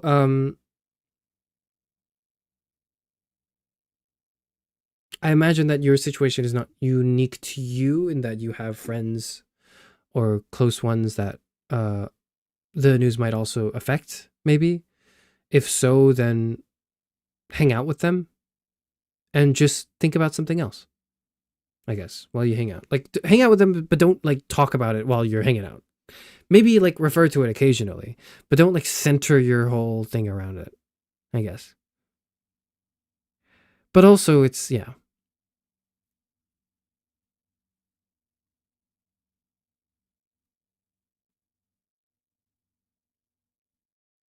Hannah says, I embrace it by making men call me cute. And that's the problem. Because that's easy. It's nice. It's comfortable. It's what you've come to expect. It's what's built your reality all this time. But your departure, not departure necessarily, but your personhood depends on being able to, on some level, not depend on it. Your personhood depends on not being able to not depend on external validation. It's nice to have, and I think people deserve it, and I think people should have it and should be expected to have external validation, but it can't overpower your internal validation either. Not saying you should never strive to be called cute again, but what I mean is like you should. Let me twist it this way, actually. Why is your opinion on how cute you are so worth so much less? So worth not as nearly as much as someone else who doesn't know you as well? How come your opinion is lower than someone else's opinion? Shouldn't it be the same? If not, a bit your opinion a bit stronger because you know yourself more?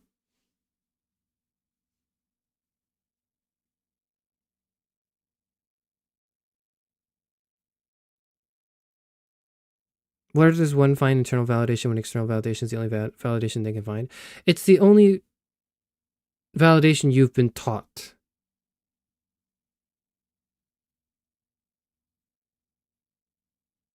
But like,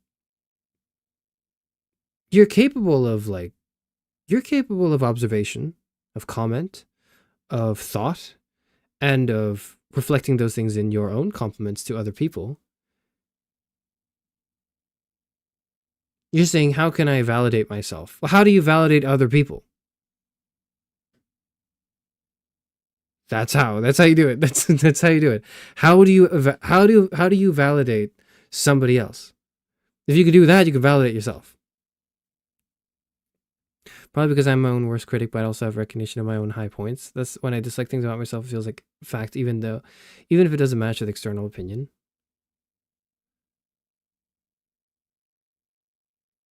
You don't have to say to yourself that, oh my God, you're perfect. Like, because you're probably not. You're probably not perfect. Nobody is. Except me, maybe. Look, I'm not perfect, but I'm pretty close. But what you need what you need to do what you need to say to yourself is not like a whole comprehensive report on all your shortcomings and your successes, like it's some sort of like, I don't know,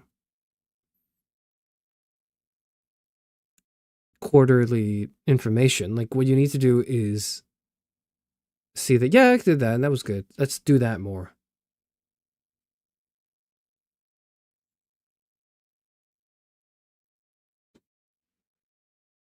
What if that external opinion is from a doctor or a lawyer? You want your lawyer to call you cute? You want your do you really want your doctor to flirt with you? I don't think you do. Because if the majority of people tell you you're cute, it becomes a fact. Does it become a fact? Does it truly? If a majority of people, if hundreds of millions, perhaps the widest in, the world, of people watch Mr. Beast, does that make him does that concretize something about the quality of his content? Does that now say Mr. Beast makes objectively good YouTube videos? Because a lot of people watch it?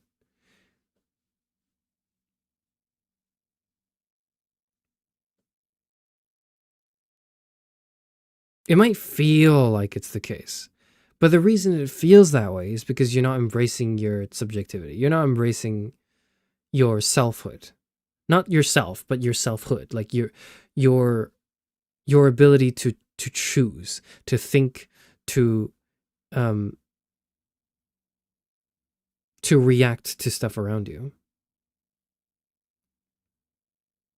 My mom is my doctor and she tells me that I'm cute all my life, so yes. Okay, sure, you can do that. Sure. You can have that if you want, sure.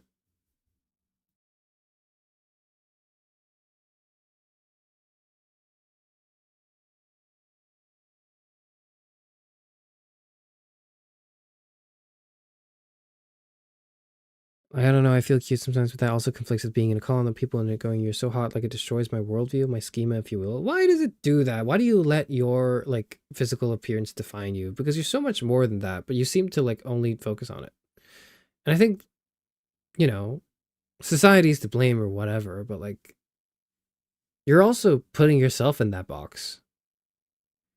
Insert Judith Butler rant on, like, the whole, what is a woman question. You've put yourself in that box. You need to, like, get out of it.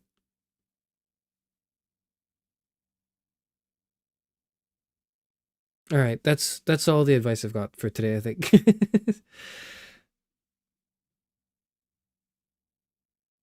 Because I know my personality is perfect, so my appearance is the only thing left to improve. /S. Honestly, me, but unironically. Me, but unironically, I know that. I actually know that my interior is perfect and I'm like the greatest person ever. But my God, I need to like work out more. I need more time to like go to the gym again. Like genuinely, that's the biggest part of me that I should be working on right now. Actually, like I've worked on my interior self enough. It's great. Like I'm such an awesome person. I'm so great. People love me. I'm the best to ever do it. Alan Rickman passed away today. Did he? Let me see. Rest in peace. No, he didn't. Oh, today, as in like 10 years ago today. Okay. Because I was like, I thought he died. Yeah, he is dead. He's been dead for 10 years.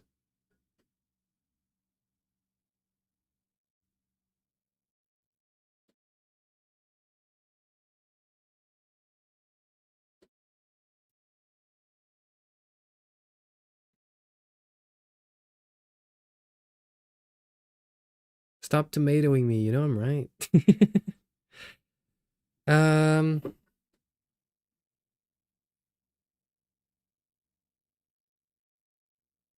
Yeah, no, he's been dead for a while. Alan Rickman's been dead for a while. Why is he just now popping on my timeline? It's because it's like the 14th of January is when he passed away. 2016. So it's been like 10 years since. It's been exactly 10 years since he's passed away. And I guess people are just paying tribute to Harry Potter and whatever's. I don't want that, by the way. I don't want people to talk about me on my anniversary. Oh, the anniversary of my death. I don't want people to talk about me. I want people to like think about me. I don't care for discussion. Like I don't want like engagement on Twitter. I want people to sit down for when I eventually graduate and think like, yeah, Charis Euphranor, I remember watching this guy and he like told me to think about myself. So now that I've been reminded of this person, I'm gonna start thinking about myself for a little bit. Just to do that's what I want.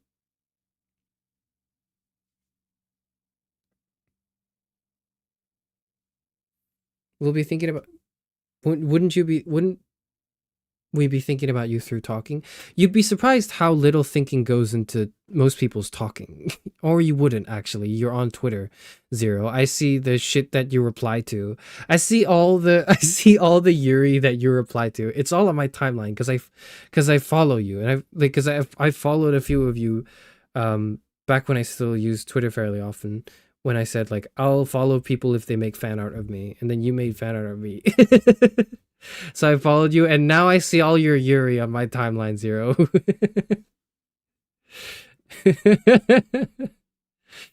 Zero exposed.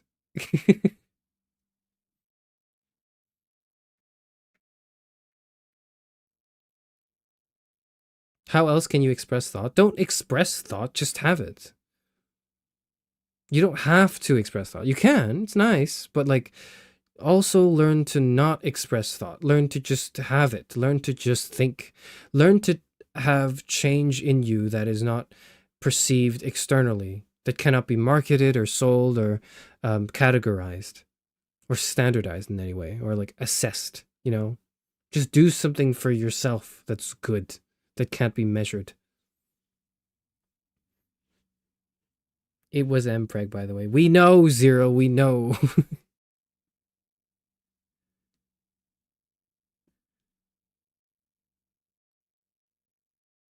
Isn't there a bean that makes you shit yourself to death? Yeah, probably. It wouldn't be. Is that a bean or is that like a tablet that someone in like some scientist invented?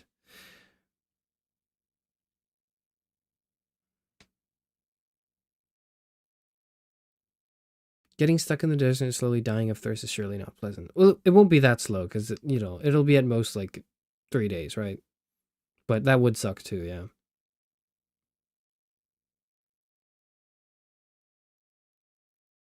They call that a laxative, I fear. Well, you don't.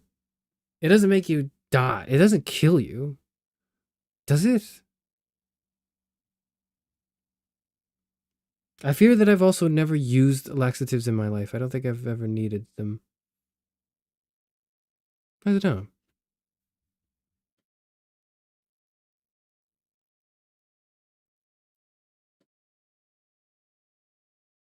God, this is the worst Expedition 33 stream. There's no gameplay. Where's the gameplay?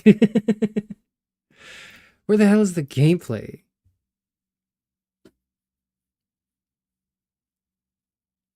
What if you're 50 pounds and have 2 inches of intestine? You would totally die. And that's why you would not take a laxative if you were 50 pounds and had 2 inches of intestines.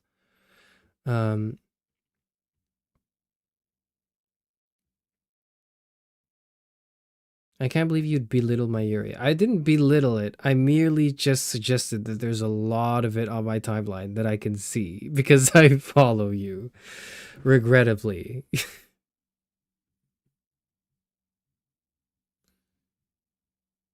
There are insects that lay eggs under your skin, and even though it doesn't kill you, having maggots in your feet would tank your satisfaction in life. That's true. That would really suck. Ugh, I don't want to think about that. What the hell? Is that revenge? Is this revenge? Is this revenge? Are you making me think uncomfortable thoughts after I've made you think of uncomfortable thoughts? This is vengeance. Man,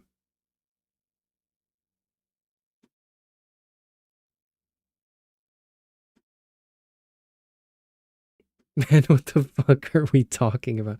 What the fuck are we talking about?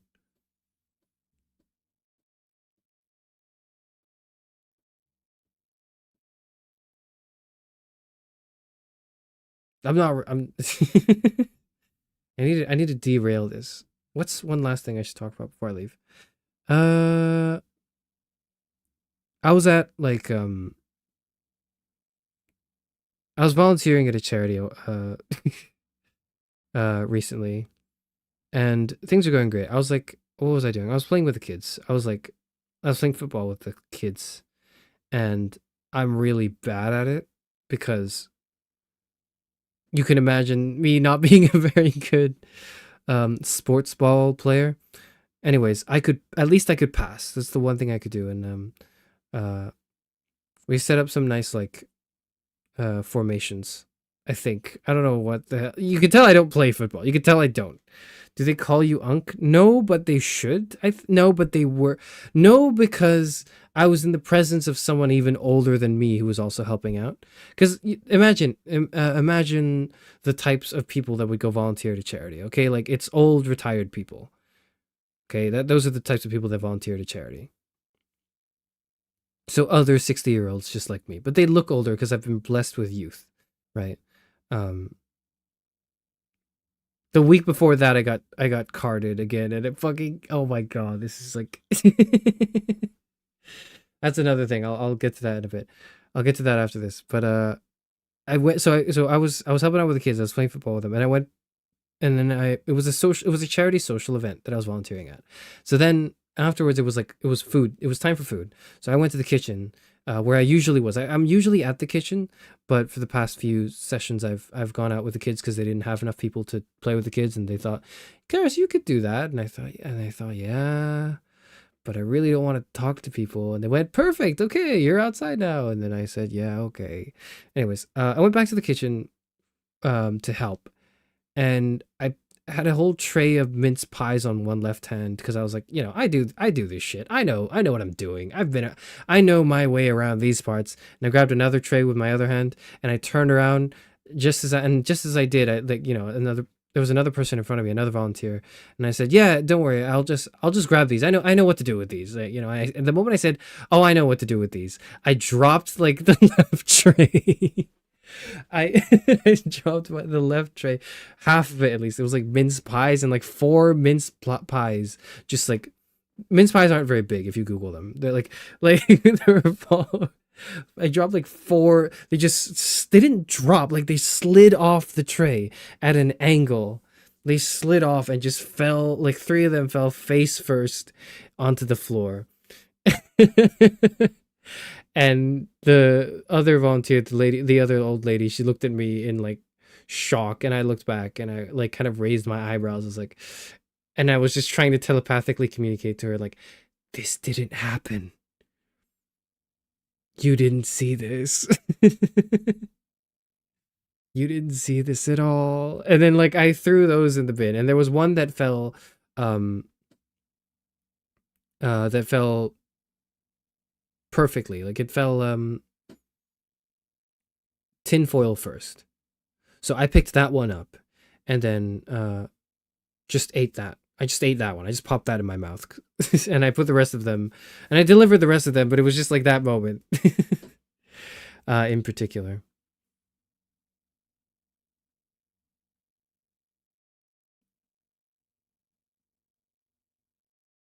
We all saw the ending coming. You're not beating the boy failure allegations. Like, okay. And I had, so the other story, I guess, that happened uh somewhat recently. I didn't I had not been carded at like a pub for a while now. I hadn't been asked like, "Hey, can you just show ID or whatever?" So I thought, yeah, okay, then I guess I don't, like an idiot. I was like, I'm just gonna go out, and I didn't really think about bringing my ID out, going to a pub. And I was going to a pub with my folks, right, with my parents, and like we sat down, and I had my hoodie on, and I don't usually have my hoodie on, but like maybe that's why I didn't get I hadn't been carded recently, is because I dressed like an adult.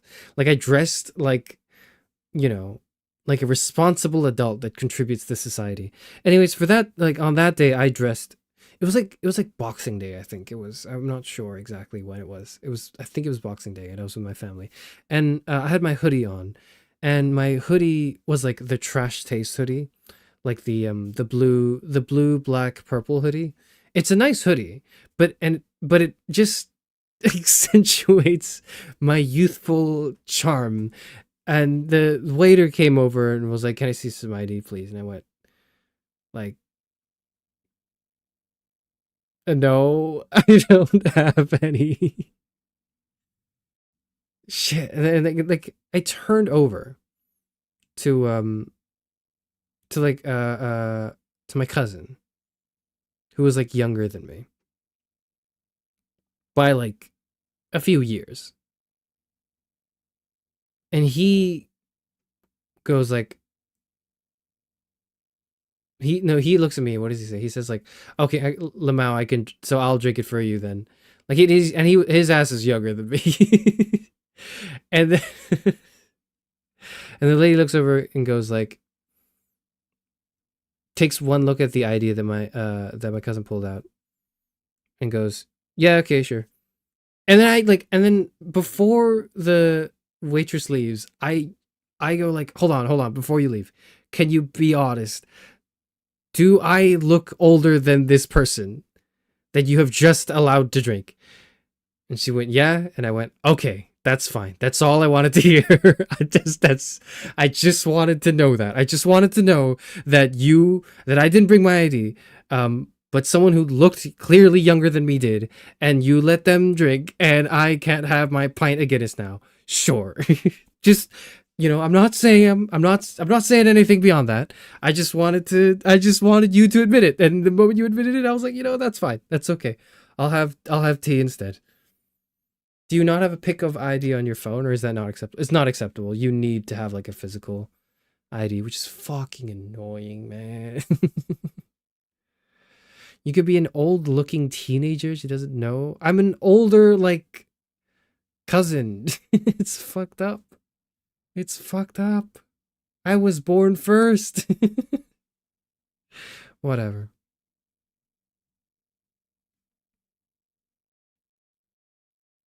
Crazy you don't carry your ID with you when you go out. It's one of those really dangerous things that I shouldn't be doing, but like I do because I'm forgetful genuinely, and it's not been a problem yet, which is why I haven't internalized that like this is bad. Because if something bad were to have happened, I would never ever leave my ID at home. I would always have it with me if I had one bad experience, but I've not had a single bad experience. Generally, cops like me. I've never been stopped and searched. I've never been like, I've never been asked for ID beyond just being in a pub setting and ordering alcohol. Like I've just looked like an unsuspicious person. Like nobody I've never looked even 1% suspicious to like a police officer, I think. So I've never been like searched or like asked to present ID or whatever, which I think is a good thing.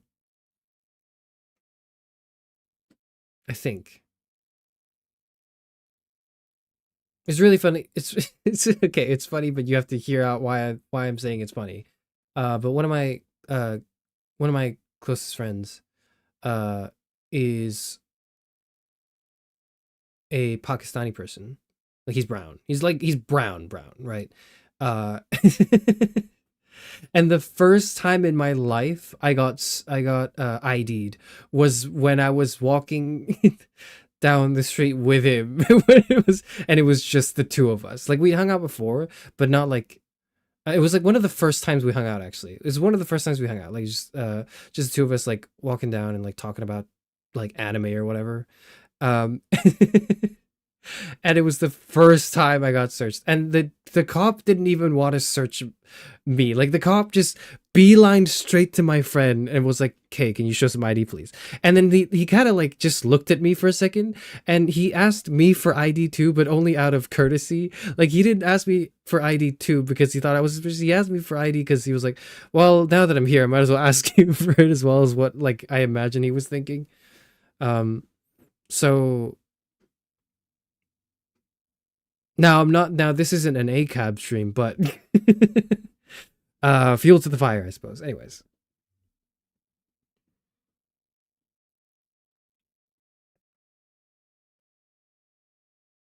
I wasn't asked for ID on New Year's Eve and I was kind of surprised by that, but I didn't complain. Yeah, because you're old now. It's because you're old. You're aging. You're not getting your youth back. Whatever you have left is it. Make it an ACAB stream. I have nothing else to say. Nothing else. Um, you know the phrase "one bad apple," and you know how that's like a phrase people tend to use to like defend certain institutions and actions of certain individuals and institutions and systems, and to deny the existence of systemic injustice or whatever. Well, the phrase "one bad apple" is incomplete because the full phrase is "one bad apple spoils the whole orchard," which is literally the opposite the opposite way that people use the phrase "one bad apple" for. Because if people go like, "Oh, it's just one bad apple," they're trying to undermine the severity of the issue. They're trying to say that the individual does not make the collective, or this is not representative of the system. Usually that's the argument in place, right? And they cite the words "one bad apple," but like the whole phrase is "one bad apple spoils the whole orchard," which is the exact opposite of their sentiment. And I find that interesting as a parallel to the whole pulling yourself up by the bootstraps, because that phrase as well was also created to mock the idea that one could just work hard and make it. Like it's the phrase "pull yourself up by the bootstraps" is satire. It's making fun of people who believe that you can just, if you just try hard enough, you'll be able to make it because of systemic imbalances and injustices, right? Like it and undermining all of that, right? It's supposed to make fun of people who don't get that.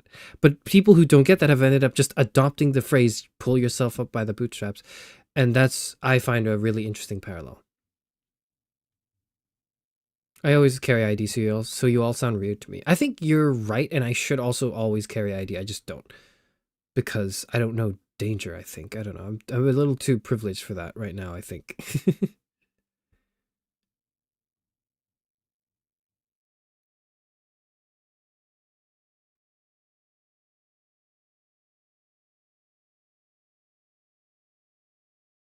Hanging out with a black guy in my teenage years really made me see hypocrisy of the system. It's one of the first things if you yourself are not a person of color, or at least are somewhat, in any sense, going to be discriminated by in your current existing system. It's one of the founding. It's one of the founding, like, kind of formative experiences, is hanging out with someone you think is cool, who just happens to be a minority in some way that you've never really thought about, because you're like, I'm just hanging out with someone who's cool, right? Until the system bears its ugly rear and you realize that lived experience right in front of you, that you go, oh shit, I had no idea this person goes through this kind of thing. Like I knew, but I didn't know, you know? Like I knew because I'd read about it and maybe we've talked about it, but to see it and experience it is entirely different.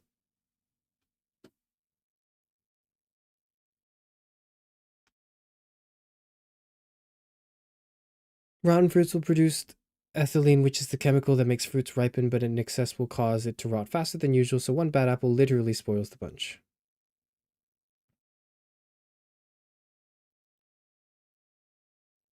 Oh. I didn't know that. Thank you for the fact, maybe. I didn't know that.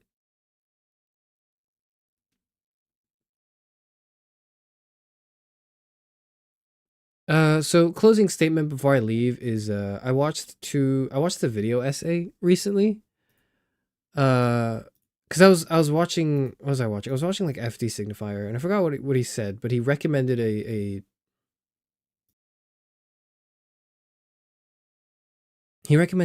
video, and I watched that video that he recommended. The video title is The Price of Self-Respect, I think. It's by this person called the Pillboy. Is it? Hold on. Price of Self-Respect. It's like an hour-long video essay, and it is one of the most well-crafted video essays I'd ever watched.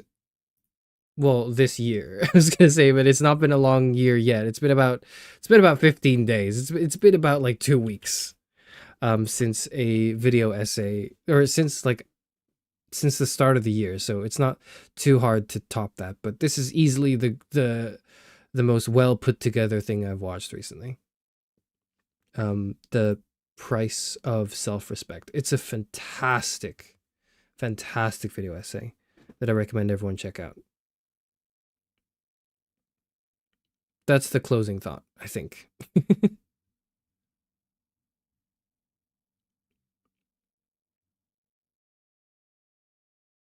Also, the phrase "the customer is always right" is supposed to be followed by "in matters of taste."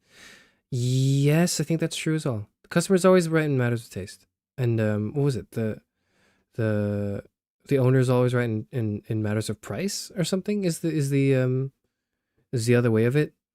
Like the customer is always correct in knowing what they want, and the owner is always right in knowing how to price it. Right? I think. I think. I don't remember. Okay.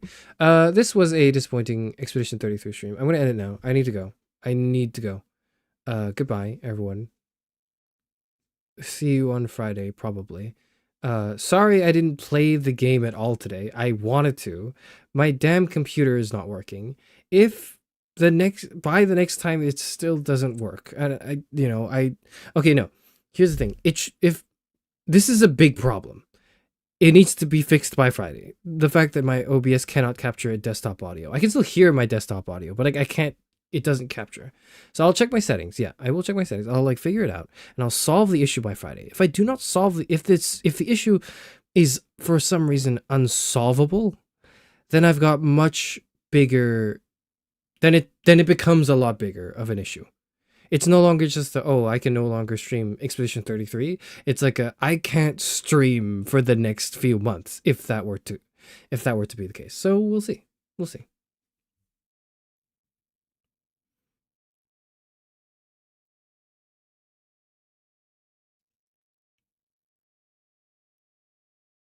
Trust, most of us don't care. I know.